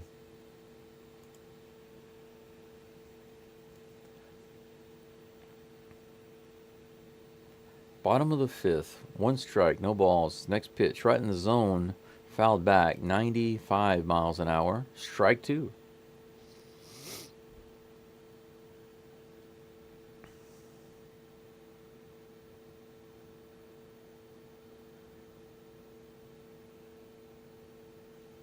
No balls, 2 strikes. Here comes the pitch from Valdez. Right in the zone, 90 miles an hour, fouled back again. Count remains 0-2.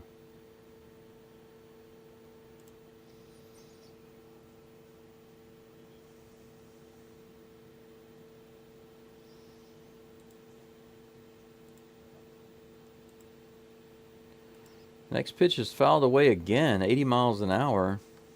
Rivera staying alive. 0-2. This will be the 75th pitch of the game for Valdez.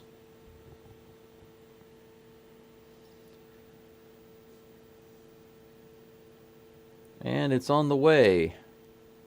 High, 97 miles an hour. Not a bad pitch.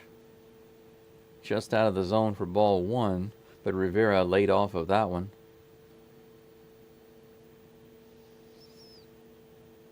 Here comes the 1-2 pitch.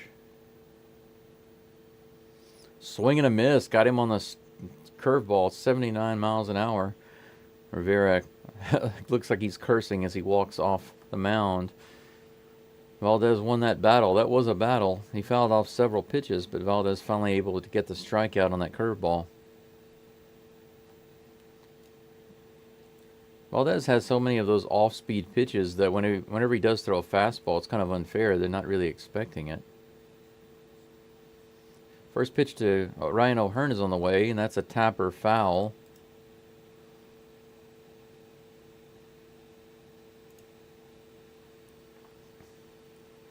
Oh, 0-1 is the count to O'Hearn. And there's 0-1, 0-1 count on O'Hearn.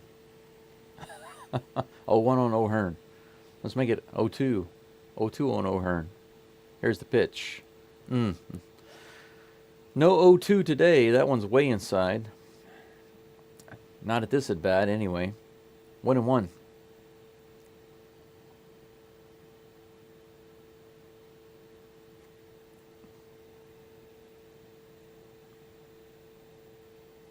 Valdez rubs his hands, rubs the ball, gets back on the mound. Here comes the pitch. Swing and a miss. Curveball low, 80 miles an hour.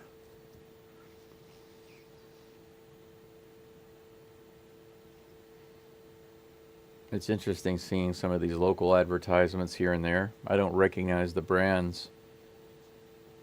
1 ball, 2 strikes. Here comes the next pitch. Oh, beautiful pitch on the outside corner, 97 miles an hour. Valdez is laughing and smiling about that. He does not get the call, but that was a strike. That was clearly a strike. See Valdez laughing right there? Take a look at this pitch. Look at that. Called a ball. Insane. Next pitch is fouled away. The count is 2-2.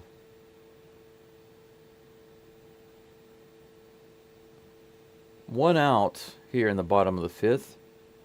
2-2 is the count. This is the 82nd pitch of the game for Valdez, and here comes the next one. Fouled off again. It looks like it's going to be, yep, out of play.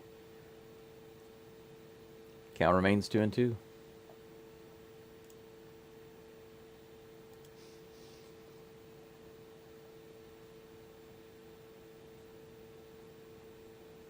Two balls, 2 strikes.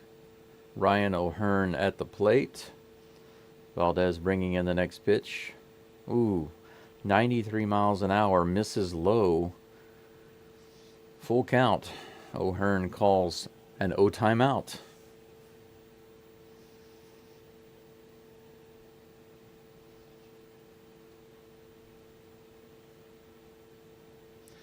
All right. He's back in the box, and here comes the 3-2 pitch. Curveball, strike 3. Beautiful. 7 strikeouts for Framber Valdez through 4 2/3 inning.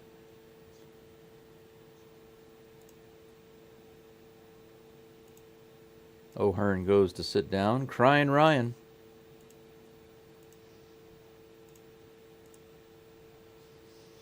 Here's the first pitch to Ramon Urias. It's right in there for strike 1. 96 miles an hour. Comes right at him with the heat from the beginning. 0-1 is the count. Here comes the second pitch. That was a curveball hit out to right field. That's going to be a single. Show that to you in just a second. Right through the hole there. So with 2 outs, the Orioles have a runner on first base. Austin Slater comes up to bat.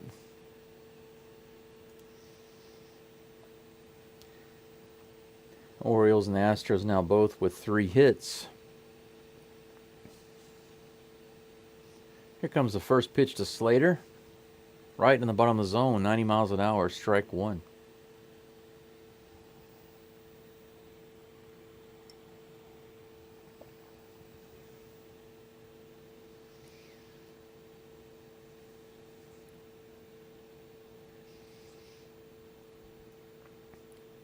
Slater calls a timeout. Gets himself readjusted. Okay, he's back in the box now. Framber has the call he wants. Here comes the 0-1 pitch. After a long delay. Ooh, just barely missed inside, 96 miles an hour. Counts even, 1-1.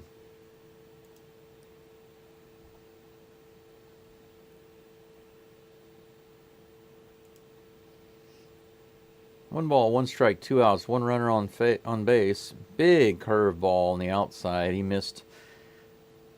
Framber came jumping off the mound and pounding his glove.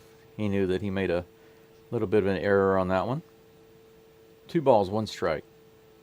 This will be the 90th pitch. 90th pitch already here in the 5th inning. It's on the way. That one's hit to center field. Is it going to be down? Nope. Myers is underneath it and gets it on the run. That'll be out number 3. And so we get through the bottom of the 5th. Orioles strand 1 runner. Astros preserve their lead 1-0 going into the top of the 6th. All good right now. And I can take this opportunity to check my teaching schedule today. Okay, I do have some people signing up now. It's not a busy day today. As busy as I thought it was going to be. I was thinking it was going to be really busy. But it looks like my main 2 hours of classes today are with a student from 8 o'clock to 10 o'clock this evening. I don't like doing any classes after 8 o'clock in the evening. I really, really don't, guys. But right now I have no choice. There are a couple of reasons why. One is I go to school in the mornings. Of course, on the weekend I do not. Monday through Friday I go to school in the mornings. My only times that I can actually teach and make any money online is in the afternoons and evening, weekdays and weekends. But I also need time to do homework. I'm studying Japanese, so I have a ton of homework every day. But it looks like today I don't have many lessons booked, just 2 in the afternoon and then the 2 tonight. And it's possible I might close the rest of the afternoon so I can have more time to do my homework. So I just might do that.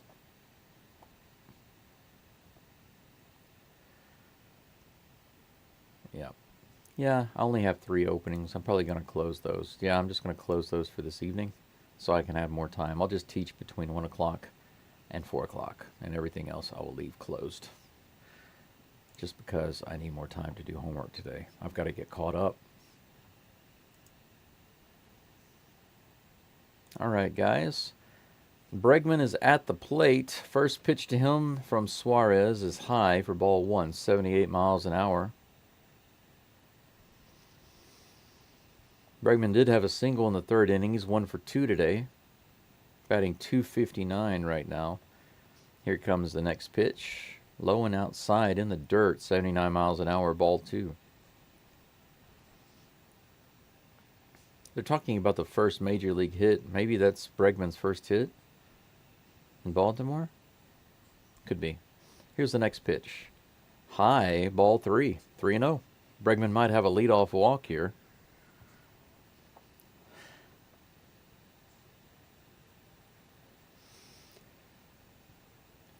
No pitch from Suarez. A little outside, but right on the corner for strike 1. That was a good take, though.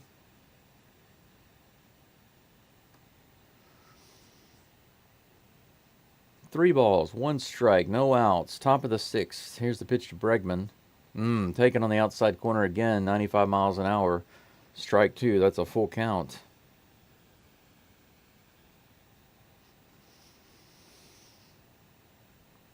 Here comes the full count pitch to Bregman. Right in the zone, 95 miles an hour. Bregman hits it all the way out to right field at the warning track. Put away no problem. The right fielder has his sunglasses on. He could see that one.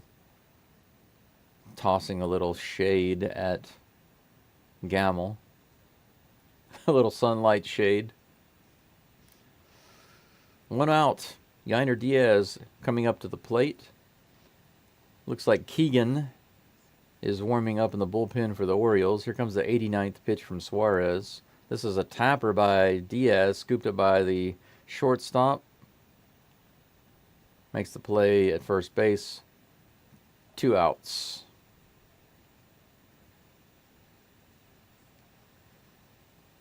Jeremy Pena is up.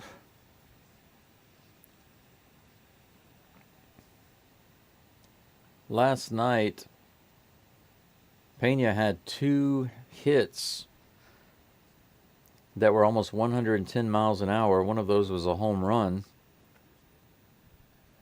This is the 90th pitch of the game for Suarez.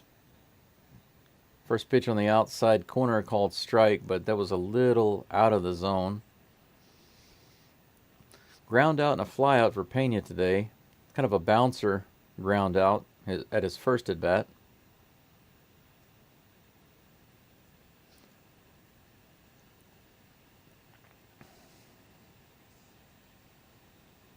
Oh, and 1 is the count. Here comes the pitch from Suarez. Pena swings, hits that out to left field. It might be down. It is. No, it's in the crowd, guys. That's a home run. It's gone. So Pena has back-to-back games with a home run. Him and Altuve both. Look at that. Jeremy Pena with a solo shot right over the fence.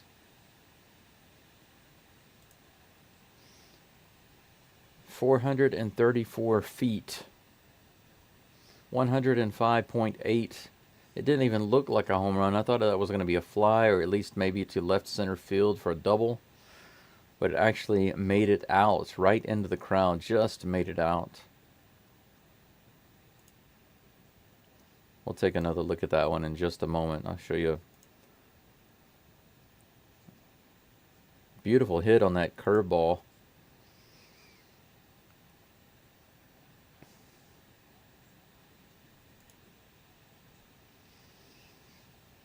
It looks like that's going to be it for Suarez. They are bringing him out of the game, and they're going to bring Keegan in.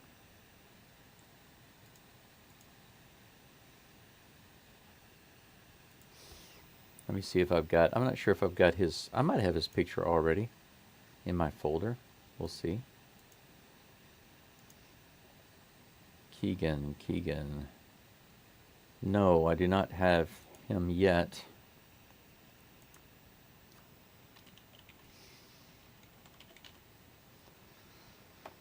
Keegan Aiken, I think. Yeah. I'm going to save his picture.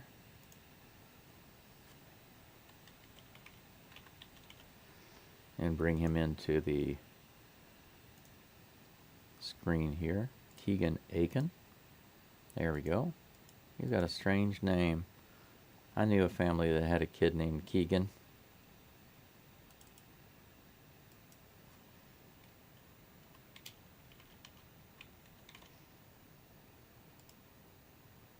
All right, there we go. I would guess that Framber is done as well. He's already up close to 100 pitches. I don't know. They might bring him in to try to pitch one more inning. We'll see, I guess.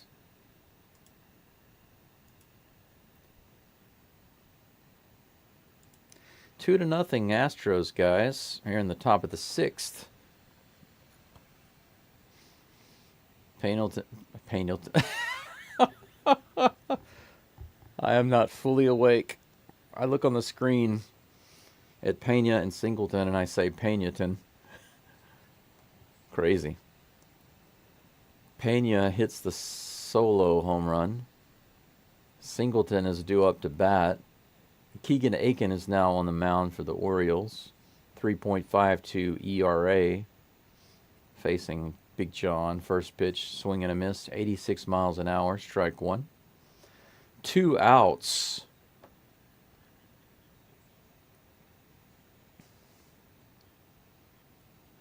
Here's the next pitch right in there on the outside corner. 94 miles an hour. Strike 2. The Myers count is on Singleton. Yeah, my man. That's right. 0-2. Here comes a pitch. That one's low for ball 1. 1-2. Altuve and Altuve and Pena both have home runs back to back yesterday and today. That's great. 1 ball, 2 strikes. Here comes the pitch to Singleton. This one's hit hard to left field, and that's going to be easy third out. And that's it for the Astros in the top of the 6th. That was not a bad opposite field hit, but once again, right into the waiting glove of the left fielder. He didn't really have to move for that one. 4 hits for the Astros, 2 runs. 3 hits for the Orioles, no runs, going into the bottom of the 6th. 2-0.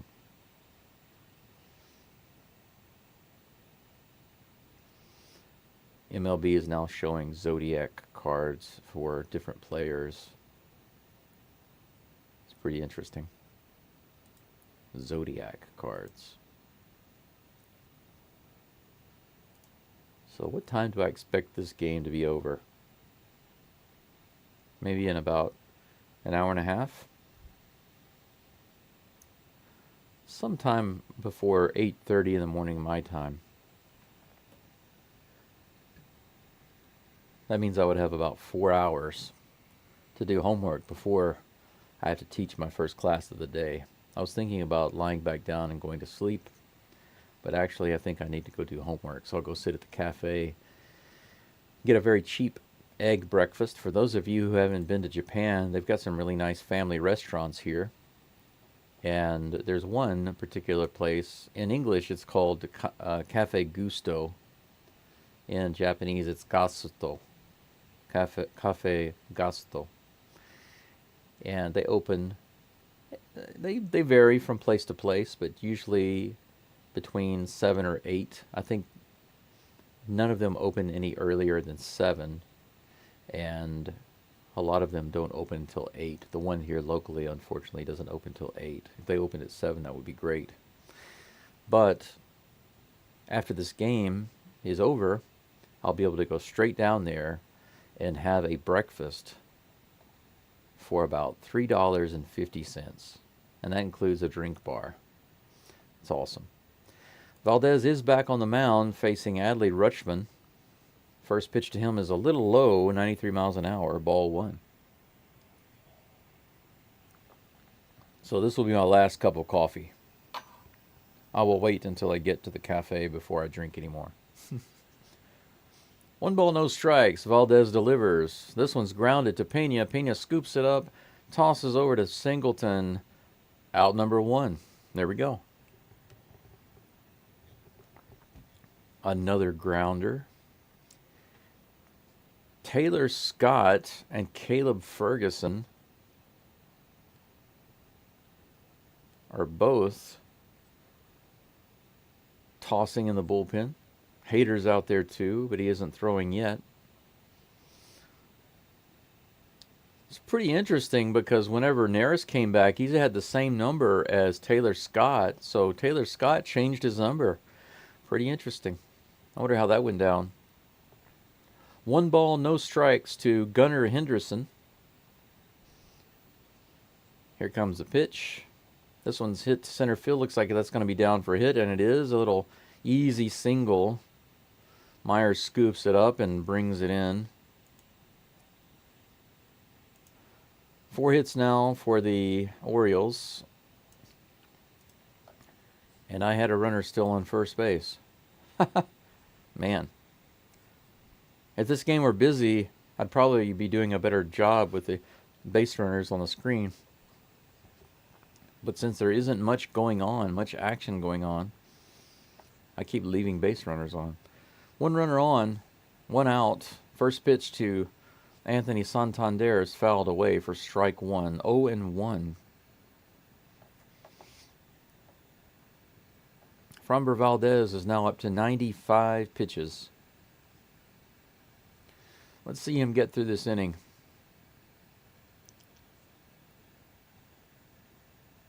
Oh and 1 is the count. Here comes the pitch. Umpire calls time. He says it's a timer clock violation.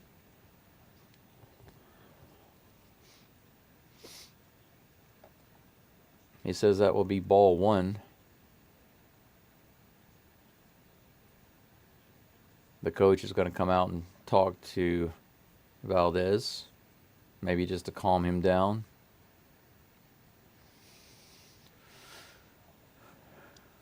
I don't know if we're going to get a replay on that. Valdez thinks that he was starting his wind-up before the pitch clock wound down.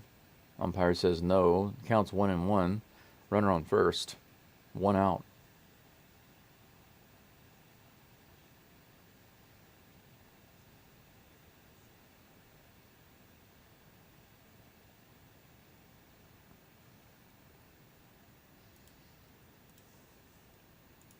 Not much going on as the umpire comes out to break it up. Astros head back to their positions. Coach goes back to the dugout.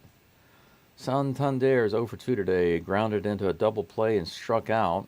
1-1 is the count right now. Here comes the delivery from Valdez. A little outside, just missing for ball 2. 95 miles an hour.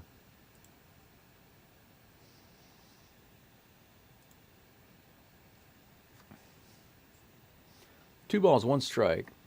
96 pitches for Valdez. Here comes the next one. Fouled back. Man, that hit that screen pretty hard behind the plate there on that foul ball. 2 balls and 2 strikes.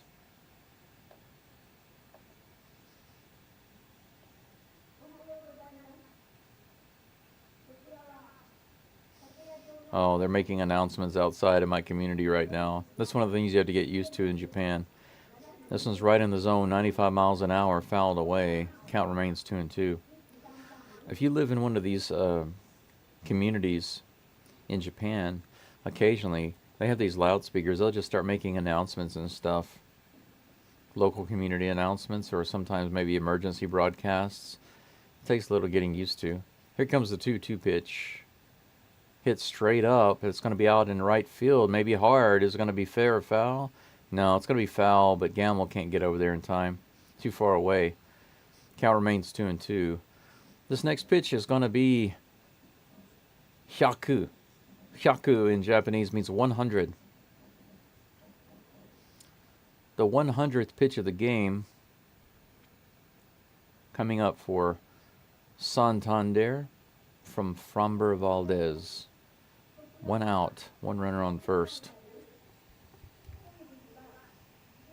They're still making announcements outside. I thought somebody was yelling at my door, but it's the announcements outside. Here comes the 2-2 pitch. Ooh, inside. 96 miles an hour. Brushed him back a little bit. Full count. This might be the last batter. I think this is the last batter for Valdez no matter what. A double play ball here would be perfect. If he doesn't get Santander, I would imagine that they're going to bring in a reliever.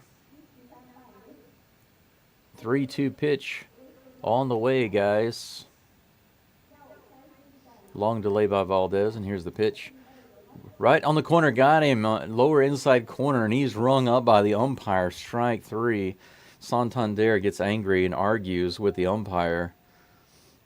He's back there whining and crying with the umpire. But that was a good pitch. I'll show it to you guys. That was nice. Perfectly 97 mile per hour sinker.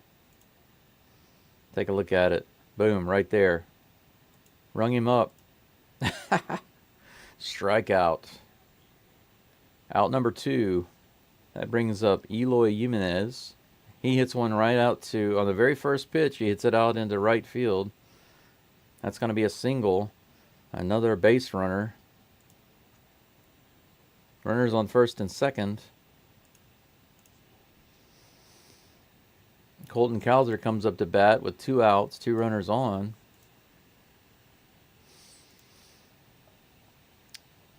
Framber's still on the mound with 102 pitches.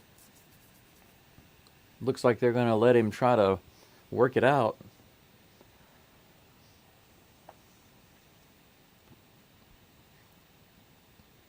Colton Cowser has 2 ground outs today. Here comes the first pitch. He swings on the first pitch, bounces it foul down the first baseline. Strike 1.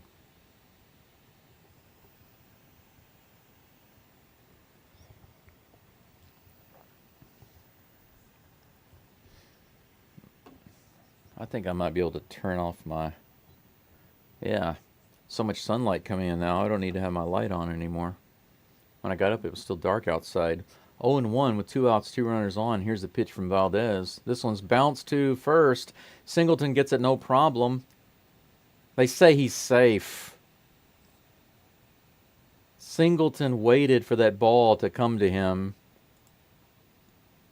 and was not able to get to the first base in time.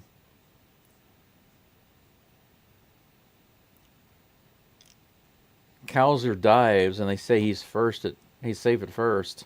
Valdez is going to be taken out right here. Bases are loaded with 2 outs. Luckily, they did not score a run there. But Singleton,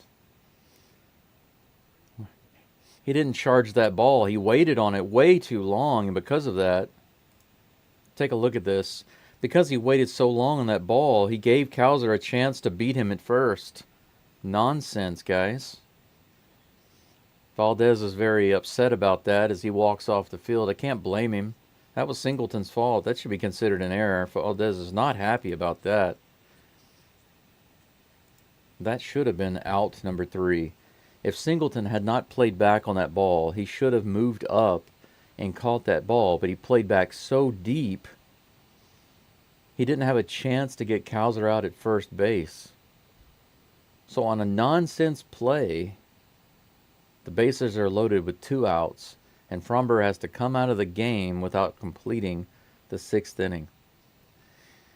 That's another disappointment. That should go down as an error on John Singleton. That's my feeling. What nonsense.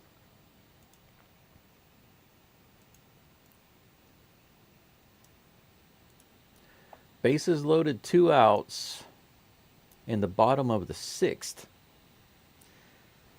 I'm guessing that Taylor Scott is about to come into the game.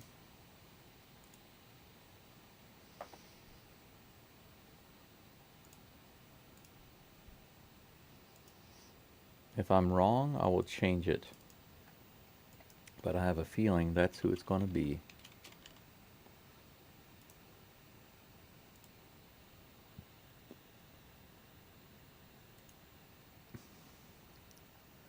Got about 11 people watching right now. Thank you so much for being here. I've got 12 likes on the channel, on the live stream rather. If you guys can add another like, I'd appreciate it. Thank you so much. Man, this camera angle makes me look a lot fatter than what I actually am. Maybe I should move my camera up to the top there. Got a baker's dozen following in right now. That's great. Thanks so much. Thanks for being here. Okay, guys.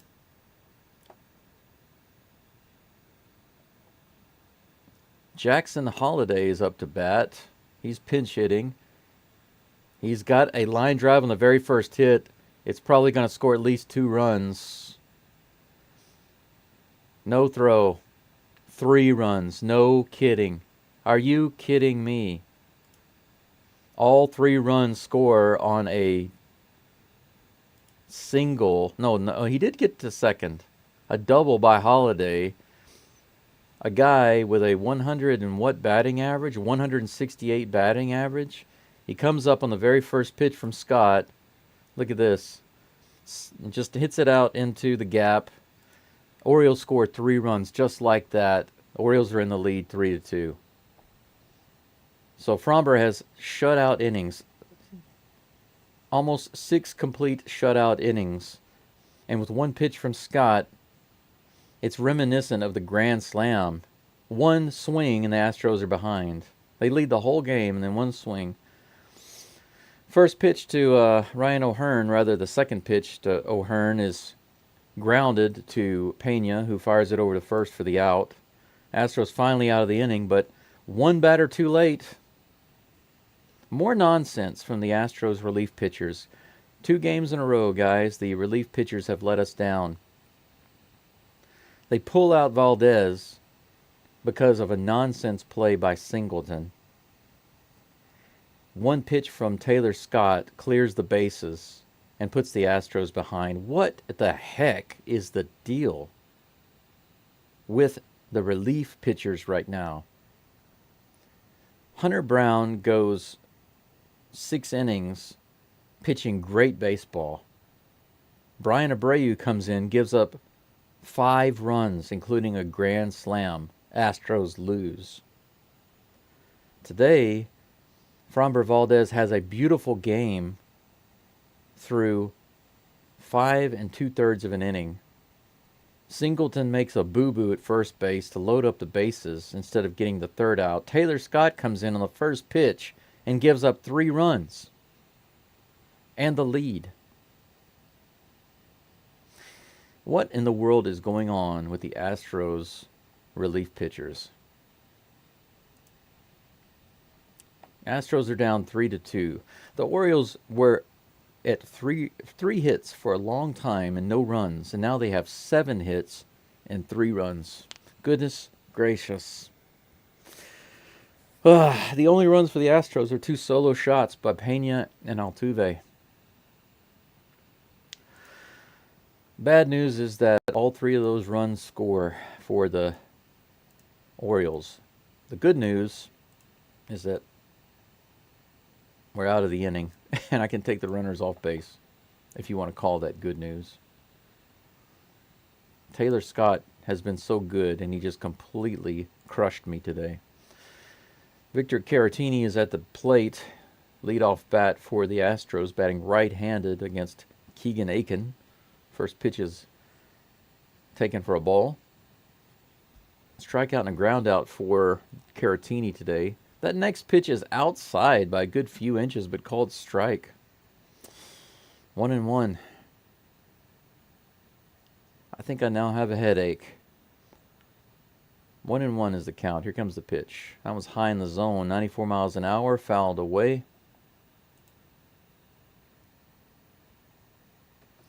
Feeling a little sick right now. Man, come on. Let's start hitting the ball, guys. 4 hits is not going to get it. Caratini taps it foul. 89 miles an hour low in the zone. Count remains 1-2. This is the low part of the batting order. From Singleton down, there's only been 1 hit by Gamble. And that's a strikeout. Swing and a miss on an 88-mile-per-hour ball low in the zone. Caratini goes down again. Other than that double by Gamble, the 5 through 9 hitters have a combined total of 1 hit. The double by Gamble. Other than that, they haven't done anything. Jake Myers is at the bat now. First pitch to him is inside for ball 1, 95 miles an hour. Now I know why nobody's watching this game, or hardly anybody's following the game today. Maybe they just had a bad feeling about it. Here comes the next pitch to Myers. That one's fouled back. Could have been ball 2, outside, 87 miles an hour, but Myers went after it. 1-1.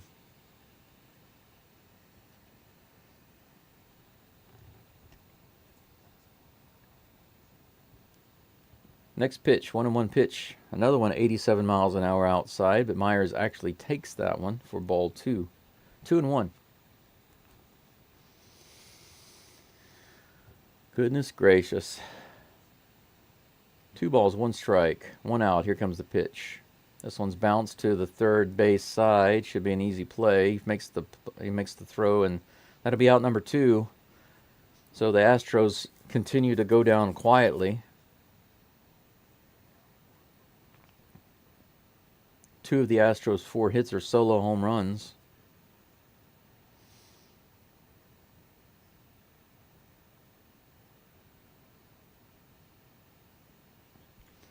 Gamble's up. He's 1 for 2 today with a double in the 5th. He could tie it up with a 1 swing. He bunts. It looks like he might get on. He does. He's safe at first base. He bunts it down the third baseline. And they're not able to get it over there in time to get him out.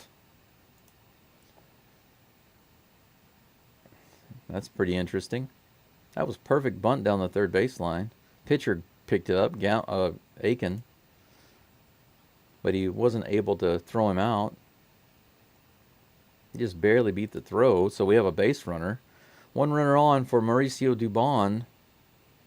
2 outs. The coach comes out to talk to Aiken, and he pulls him out.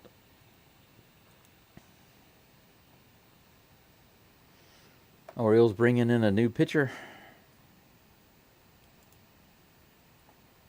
I'll let you know who it is in just a moment. But the Astros do have a base runner. Maybe this is where the Astros start scoring runs. Now that they have 2 outs, it seems to be the only time they can score runs or score base runners when they have 2 outs.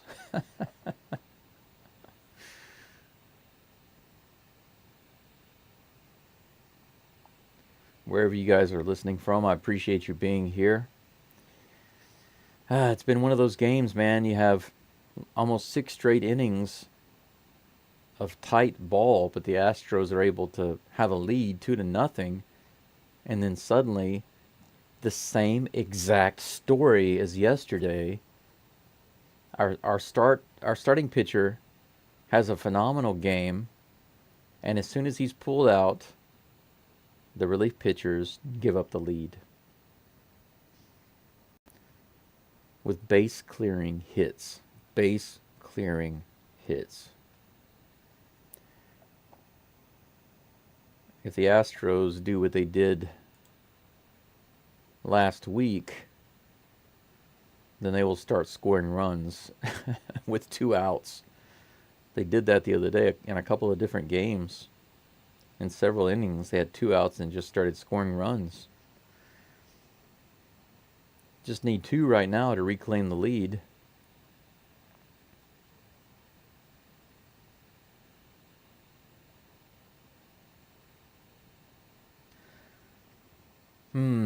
It's really not fair to Valdez, though, that he's going to have three earned runs on his head because of Scott's bad pitch to that first batter. And John Singleton's terrible play at first base. My gosh, what a terrible play. It looks like Yennier Cano is on the mound, if that's how you say his name. He's facing Dubon with 2 outs, 1 runner on. Dubon swings at the first pitch, 96 miles an hour, fouls it away to the first base side. Dubon has a ground out and line out today, batting .248 for the season. Here comes the next pitch to Dubon. Long delay by the pitcher. Another one inside, 97 miles an hour, fouled away by Dubon. 0-2. Gamble on first base after his bunt hit. Dubon facing 0-2 with 2 outs. Pitcher throws over to first base. Gamble back.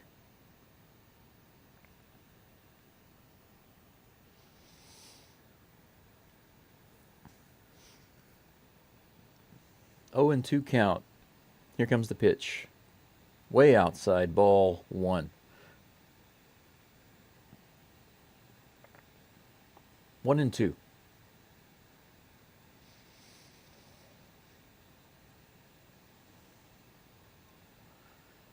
Cano brings the pitch. 1-2 pitch. Check swing. No, he went around. That's strike 3.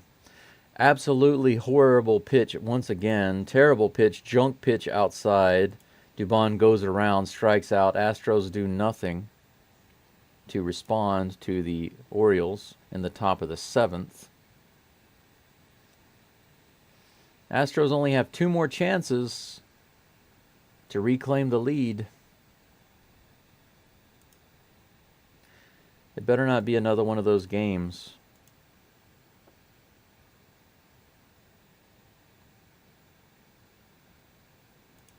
We're going into the bottom of the 7th. Not sure who's going to be on the mound.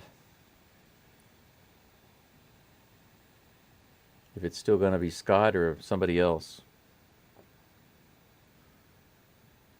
But I'm really upset with Scott right now. Normally he's kind of locked down. But not right now. Let's see if anything's happening in the chat. I don't know what to say about the game right now. I'm bummed out, guys.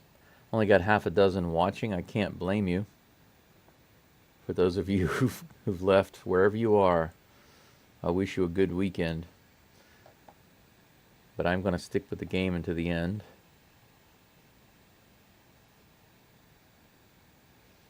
If you feel sorry for me and want to make me feel better, feel free to follow my PayPal link and send me some cash. send me $3.50 so I can get my breakfast at the cafe this morning.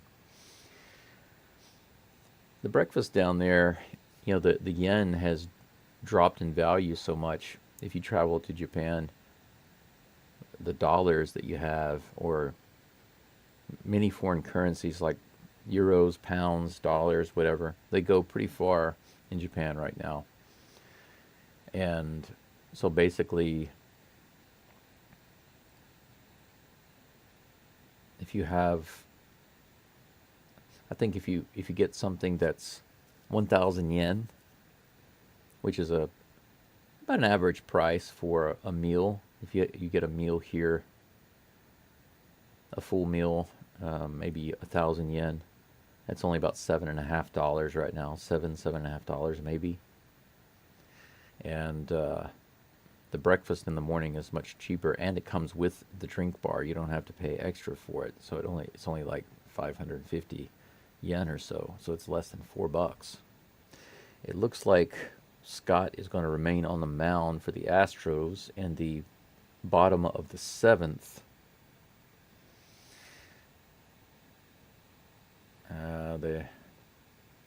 There's some lady dancing on the dugout with the Orioles mascot. I hope they're having a good time, and I hope the Astros end that good time. At the hands of Altuve. That's my hope for this game. Altuve comes to the plate and ends the nonsense of this game. Taylor Scott is facing Ramon Urias. First pitch to him is high and outside, or Urias. I must be pronouncing his name incorrectly. 1 ball, no strikes. Urias. Did I spell Scott's name wrong again? Yes, I did. It's E-R. Why can't I remember that? There we go. Next pitch is also out of the zone for ball 2. Here comes the next pitch from Scott. High, ball 3. 3 straight balls. Might be time to pull Scott out.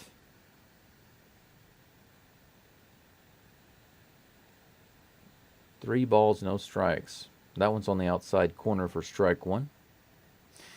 They say that Taylor Scott has actually come in the game with more base runners on than any other relief pitcher for the Astros. 92 miles an hour, swing and a miss right in the zone, full count. It's disappointing because he's done such a good job of limiting that damage, and to come in and give up that very first pitch base clearing hit, it was just heartbreaker. 3 balls, 2 strikes still after that foul ball, 92 miles an hour.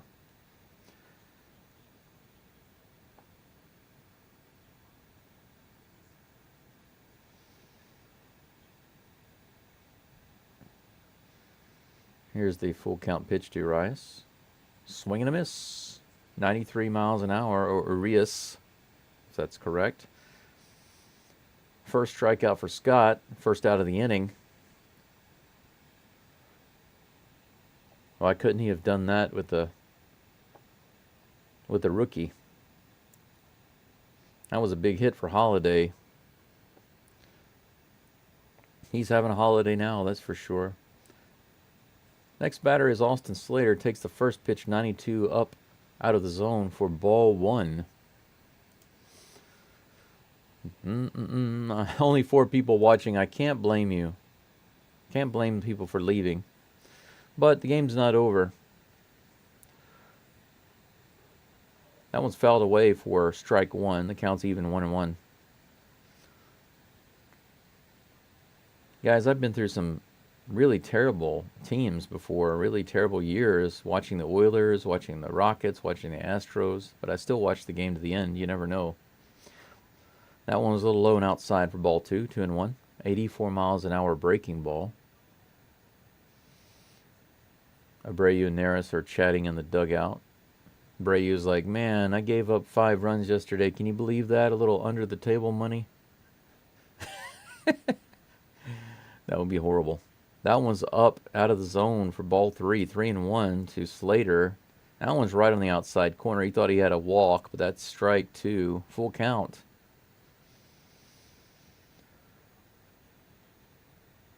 Three balls, 2 strikes with 1 out, no runners on. That's in there. Swing and a miss. Another strikeout for Taylor Scott.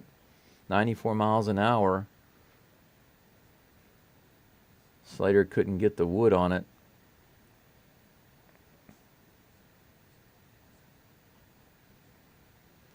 Two outs. Adley Rutschman comes to the plate. 2 for 3 today with a double and a single. First pitch to him is right in the zone, 92 miles an hour, taken for strike 1. I'm trying to think of something funny, entertaining, or witty to say, but I'm just not. I'm kind of at a loss for words right now. That last inning drained me. 86 miles an hour, low and outside for ball 1. The count's even 1-1. Anything going on in the chat? No, man. I need you guys to help me. Save me. Save me.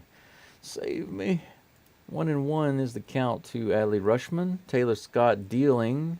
That one is outside. Breaking ball, 85 miles an hour. 2 balls, 1 strike, 2 outs in the bottom of the 7th. Astros down 3-2. This one is hit down the first baseline, foul. That'll be strike 2. Evens the count. A 91 mile per hour pitch high in the zone and a little outside. Guys, in the top of the 8th, my hero, Jose Altuve, is due up to lead off the Astros. Here's the 2-2 pitch. This is hit really high. Is it going to be playable? No, it's going to float into the crowd. Holy cow, that was hit high. Taylor Scott is really lucky, and the Astros are lucky that that was not straightened out, because it was a monster foul ball. Count remains 2-2. Have I just been in Japan too long or in Asia too long? When I see the people in the crowd, it's like, is everybody 300 pounds? That pitch is outside. Full count, 3-2. 2 outs, here's the pitch. That one's way outside, ball 4. He walked him.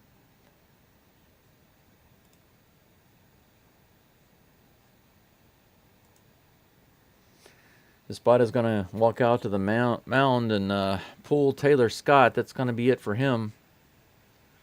Looks like Brian Ferguson is going to be coming in.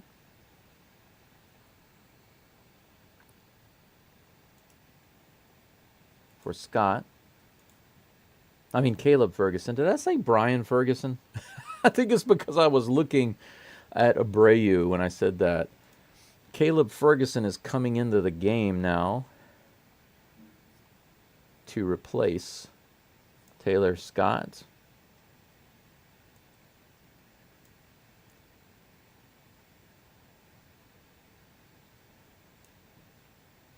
We're going to have a little break here for just a moment while he gets warmed up.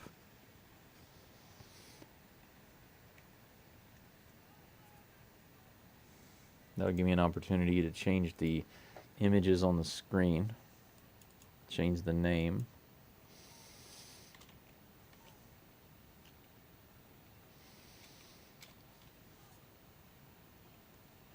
Let's see if I can remember if it's C or K. One of these guys is C, one is K.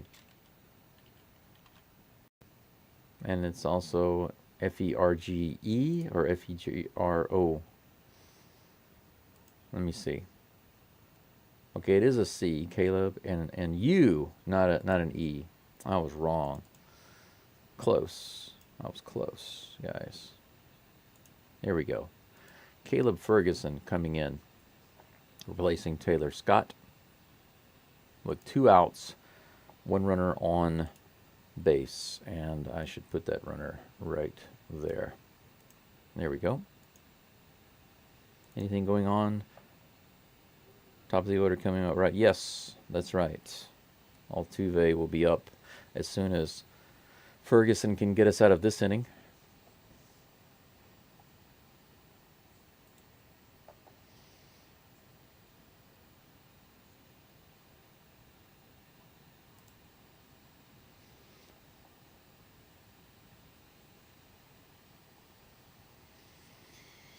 I can't tell if it's too much coffee or it's the last inning that upset my stomach.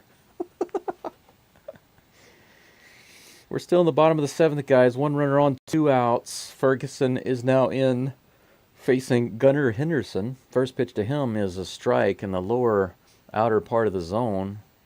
Gunnar didn't like it too much, but it was in there. Strike one. Here comes the next pitch from Caleb Ferguson. That one's low and outside, 89 miles an hour. Count is even, 1-1.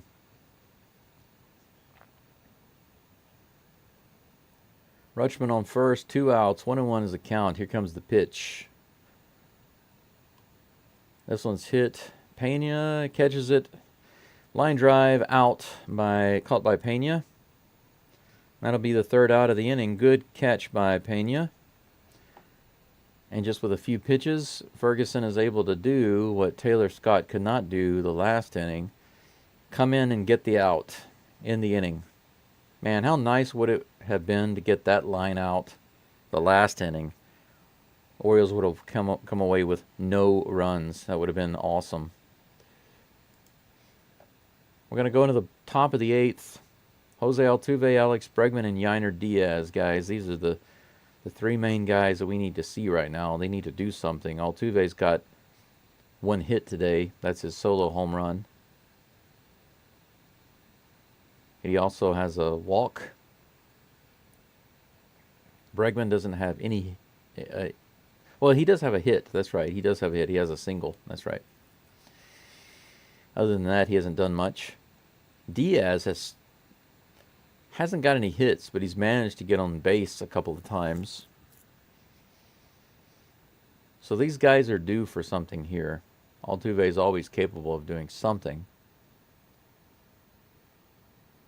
Man, I need him to cheer me back up with another home run, tie up this game, and then an LSU power Breggy bomb to take the lead, and then a Yainer Diaz bomb. Let's just do 3 back-to-back home runs, guys. Can we see that today, please? Astros 5-3. Top of the batting order, back-to-back-to-back home runs. I'm all aboard with that plan. Back up to 9 people watching. I guess you guys are hoping, coming in at the end of the game, hoping that the Astros will pull something out here. The Lion says, I believe. I do too, man. I believe. I know they can do it. They can do it.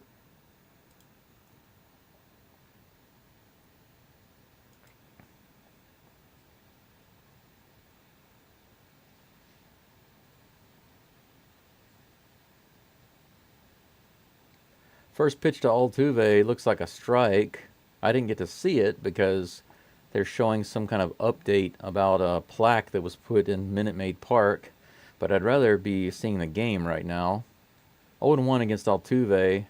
This one's fouled away to the right side and into the crowd. That's going to be 0-2.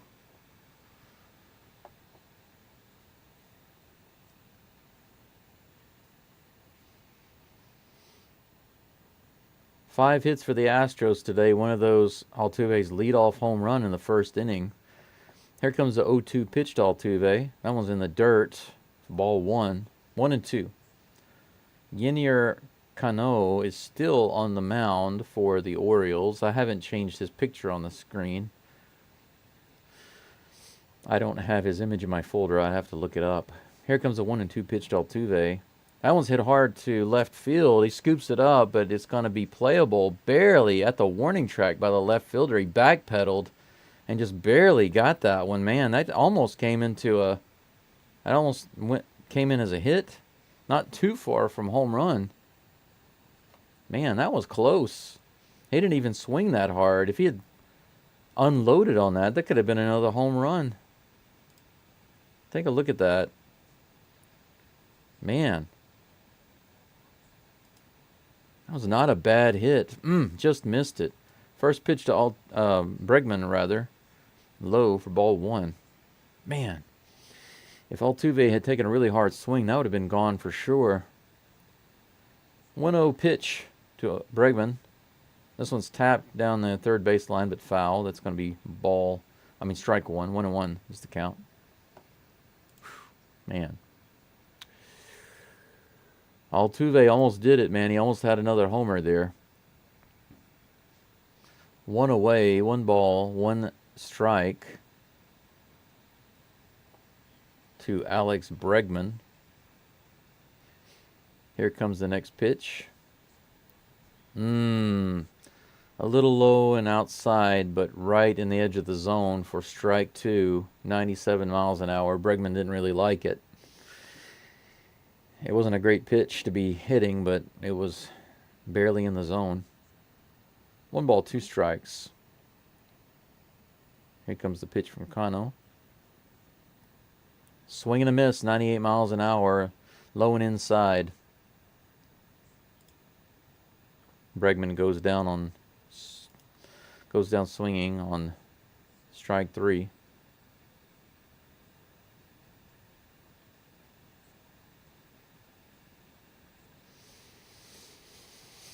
And they're talking about the World Baseball Classic already. Yainer Diaz hits it down to the left side. He's going to be able to beat it first. He is. Nice ground ball to the left side. Shortstop got it, but couldn't get it there in time. So it's going to be a base hit by Yainer. A 2-out single. Got a runner on first base, which I don't have to update because I forgot to bring him off again. That's on me. But it was predictive, I guess. I predicted a runner on first base. Astros go-ahead run is at the plate. Jeremy Pena, who also had a solo home run earlier in the top of the 6th. First pitch to him is on the way. Little low and inside, not quite in the zone, but called strike 1.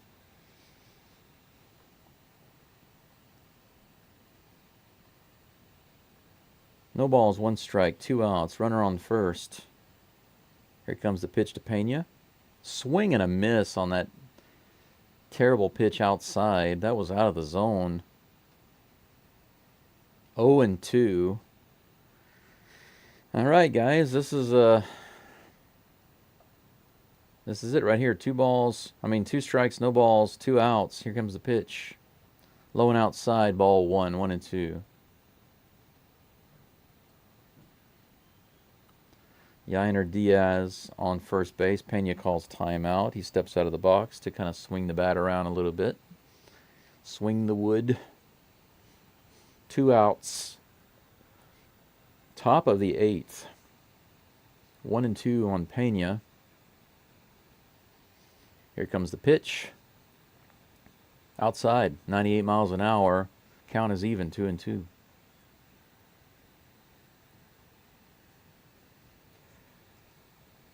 Cano might prefer to see Singleton instead of Pena. 2-2 is the count. 2 outs. Here comes the pitch. This one's bounced foul. 98 miles an hour on the inside corner. Harmlessly down the third base line. Count remains 2-2.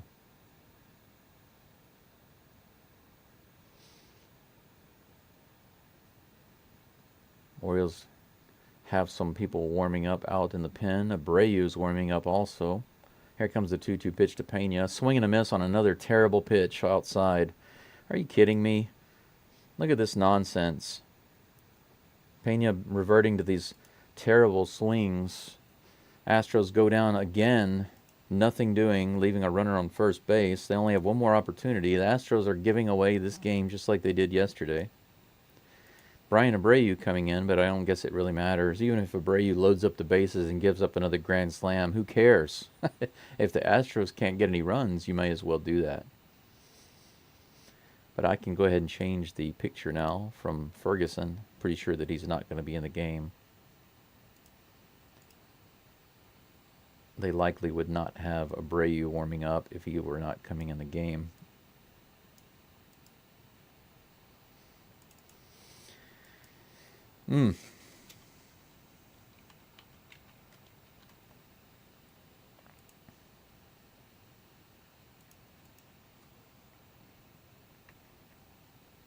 Okay, there we go. Got that updated.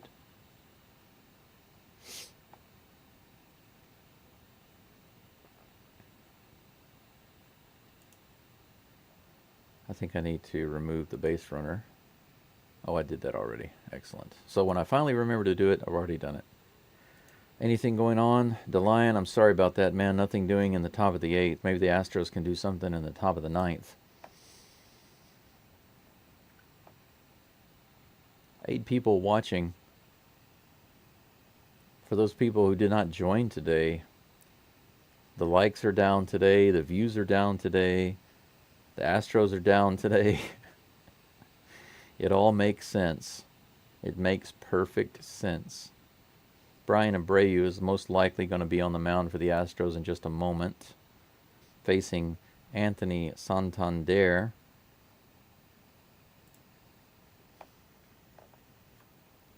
We're just coming back to the game. Oh, it looks like Caleb Ferguson is still on the mound. I was wrong. So they had Brian Abreu warming up, but he's not in the game. So I'm going to have to change back to Caleb Ferguson. There we go. First pitch to Santander is in there for strike 1. Curveball, 81 miles an hour on the outside corner. Good pitch by Ferguson. 0-1. Here's the next pitch.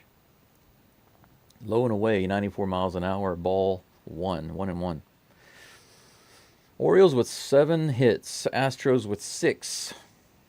Orioles with 3 runs, Astros with 2. It's been a low-scoring game, very tough one for the Astros, especially for poor old Framber Valdez. Next pitch by Ferguson, 93 on the outside corner, strike 2. Dominguez is warming up in the bullpen for the Orioles. It looks like he will be coming in the 9th inning. Here's the next pitch from Ferguson. Dubon is over. He's able to get it. Out number 1. No problem.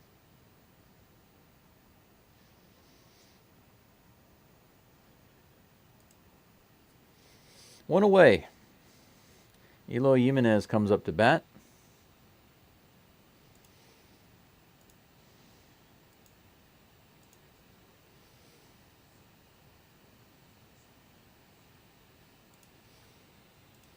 First pitch on the way.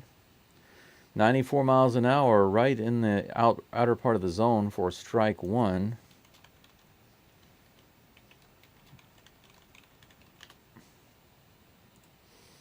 Oh, 0-1 is the count. Here comes the pitch from Ferguson after a long delay. Way inside, almost hit his feet. Man, he had to dive out of the way of that one. Look how close this was to hitting him. Very close. Counts even 1-1.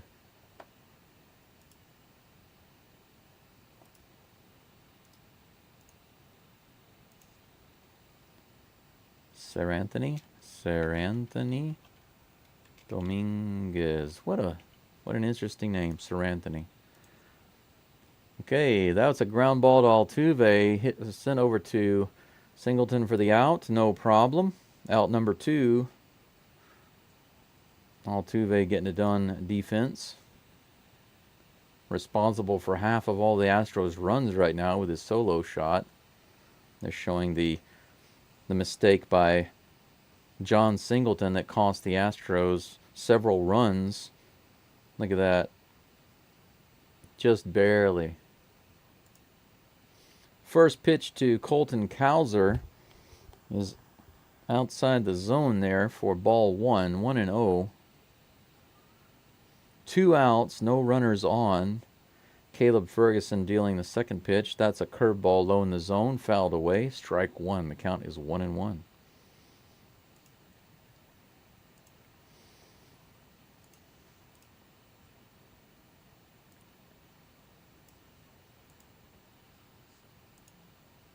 Next pitch is hit to center field, but shallow. Pena is right out there on the grass. He's able to grab it for out number 3. No problem. Good inning for Ferguson and the Astros. The Astros relief pitchers kind of flipped the script here. Normally it's Ferguson that's kind of shaky and Scott is solid, but today it's Scott giving up the runs and Ferguson shutting down the Orioles. So they completely go opposite world today.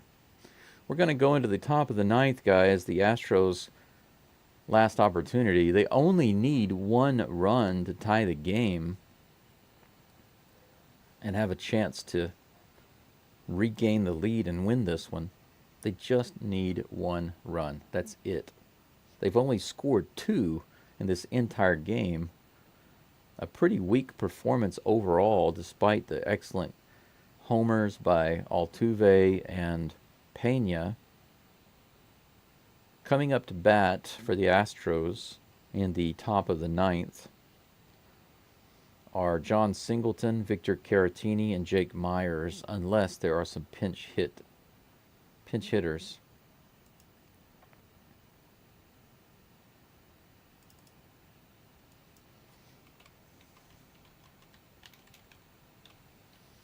It looks like Sir Anthony Dominguez is going to be on the mound for the Orioles. I just got that updated on the screen.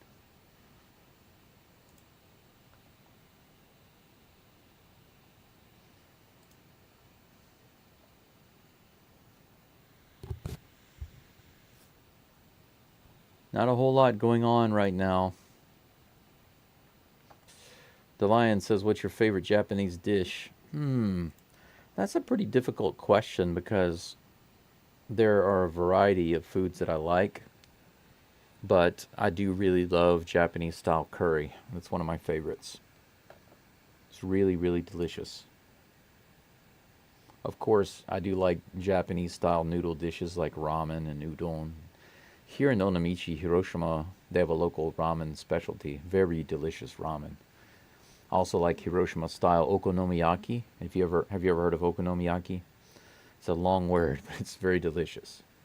John Singleton is at the plate. First pitch from Dominguez is 90 miles an hour right in the top of the zone. Very hittable looking pitch. Strike one. Come on, Singleton. You got to make up for that error, buddy. There's the pitch. In the dirt. Ball 1-1. Yeah, Singleton cost the Astros, in my opinion. He cost the Astros the lead. If the Astros lose, it's Singleton's fault. So he needs to make up for it right here. Hit a home run. Come on, man. Swing and a miss. 98 miles an hour, high and inside. He took a whiff at it. 1 ball, 2 strikes. Come on, Singleton. I want to see a home run in that bat flip. I want to see the bat flip, man.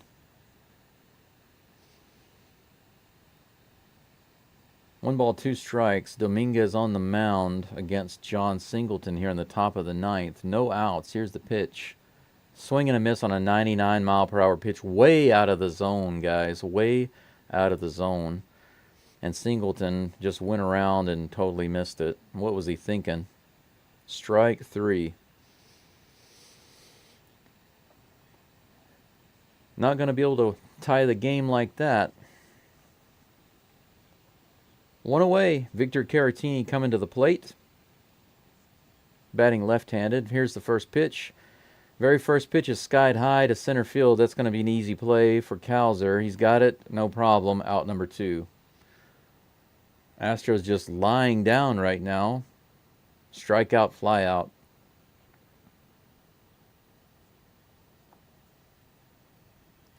Jake Myers comes up. Be a hero, man. Are you going to be the hero? He's 0 for 3 today. Myers is with a strikeout. Now would be the time to get a big hit. Here's the first pitch. He swings, fouls it away. 88 miles an hour, out of play. Strike 1. Top of the ninth, 2 outs, no runners on. Astros down 1, 3-2. 7 hits for the Orioles, 6 hits for the Astros. A big hit by Myers would be great right now. That one's inside. 99 miles an hour, taken for ball 1. The count is even. Myers avoids the Myers count. I think Myers is overdue for a home run, a really important home run. Here's the 1-1 pitch. This is broken bat over to the right side. It's going to be played at first base. That's it. That's the end of the game. Broken bat. Second baseman out at first. That's it. The Astros lose. Just like that. What's up? I've been pit stopping in North Carolina. What's up, Rush Plays? Man, you came in to some disappointing information. The Astros were doing really well through 6 innings, and because of a terrible play by John Singleton at first base, the inning was extended, and then there was a bases-loaded base-clearing double, which gave the Orioles a 3-2 lead over the Astros. And the Astros were not able to put another run on the board after that, so the Astros lose 3-2. So 2 games in a row, the same exact story, yesterday and today. The Astros leadoff pitcher, their starting pitcher, has basically 6 really good innings, essentially shutout innings. The Astros hold the lead all the way to the 6th. But then they bring in a reliever. The reliever instantly gives up base-clearing hits. Yesterday was a grand slam by Abreu, and today it was a double, a 3-run double given up by Scott. 3-2, the Astros lose. I don't even want to give the game summary, but I'm going to do it because I'm all pro like that. I'm all professional. Just to give you a quick recap, guys, of the game today. It's a very short recap. In the very first inning, Altuve homered 408 feet to left field. Astros up 1-0. In the 6th inning, top of the 6th, Pena also homered 416 feet to left center. Astros up 2-0. In the bottom of the 6th, the rookie, batting about 168, swung on the very first pitch, doubled to center field, completely cleared the bases, giving the Orioles the lead 3-2 off Taylor Scott, who was in to relieve Framber Valdez. After that, nothing happened. The game was over. The Astros could not figure out a way to get one more run to tie the game up. Astros lose 2 in a row, 2 heartbreakers in a row to the Orioles. Absolutely ridiculous. I want to say stupid. I really want to say stupid. But just ridiculous. Absolutely ridiculous. Valdez winds up with 3 earned runs, but he didn't really deserve that because Singleton's play at first base cost the Astros a 3rd out, and that would have ended the inning. The Astros would have won this game 2-0. But all we can do now is look forward to the game tomorrow. Let me take a look. Let's take a look at it. I'll give you a preview of that game, and I'll tell you if I'm going to be able to call any of it, because tomorrow is a school day for me. And by the way, there's a typhoon coming to this area, and there might be a closing of my school, because that typhoon is projected to come right through Onomichi, basically. I'm in a town called Onomichi in Hiroshima. Hiroshima Prefecture, for those of you who don't know, Hiroshima City is in Hiroshima Prefecture, and the prefecture is a really big area. And the town that I'm in is called Onomichi. That's where my school is. If the typhoon comes through here, then the school's going to close down probably at least for 1 day, if not 2. I'm hoping for 2 days of closure, because not only can I call these games, but I can also do my homework. I can also get caught up on my homework. Astros win the first game of the series 6-0. They lose game 2 7-5 after that grand slam and double by Abreu. Then they lose today 3-2 after giving up a 3-run double by Taylor. Unfortunately, Valdez gets the loss. He didn't deserve it. Tomorrow's game is at 8 o'clock, guys, for me in the morning. 8 o'clock in the morning. So I will be able to be with you for about the first 30 to 45 minutes, but then I have to go to school. Unless for some reason the weather is already really bad and they cancel classes, and then I'll be able to be here. But most likely From what I understand, the weather's not going to be really bad until Tuesday. So I might be able to do a game on Tuesday if the Astros are playing. Let me take a look at the schedule right quick. Yes, they are playing in Philadelphia on Tuesday. So if classes are canceled like Tuesday or Tuesday and Wednesday, then I'll be able to be here for those games. But otherwise, I will only be able to call about the first hour. Tuesday and Wednesday, I can call those games for the first hour.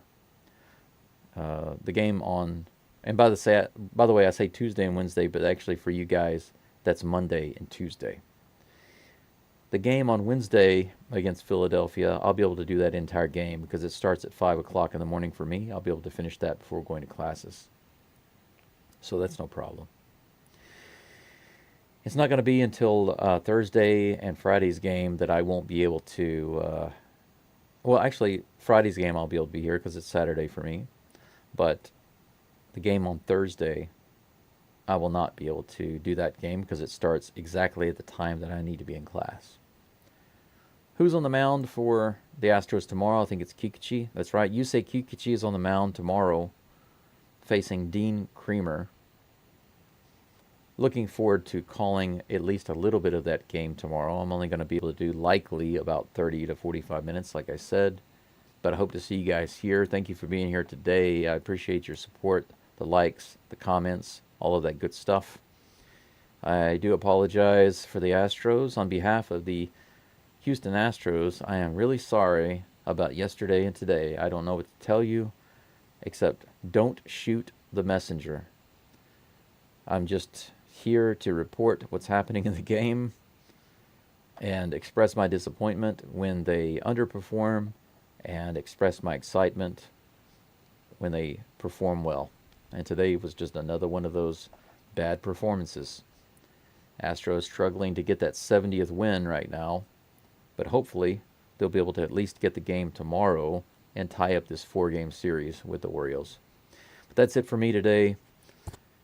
I'm about to go out the door. This game ended a little before 8 o'clock in the morning for me. That means that I'm going to be right on time to go get myself some cheap breakfast and do my homework. That's it for me in Hiroshima, Japan, and I hope you guys have an excellent evening. I hope to see you tomorrow, at least for a little bit, before I go to school. Until then, I will say the same thing I always say, and that is, Go Stros. See you guys.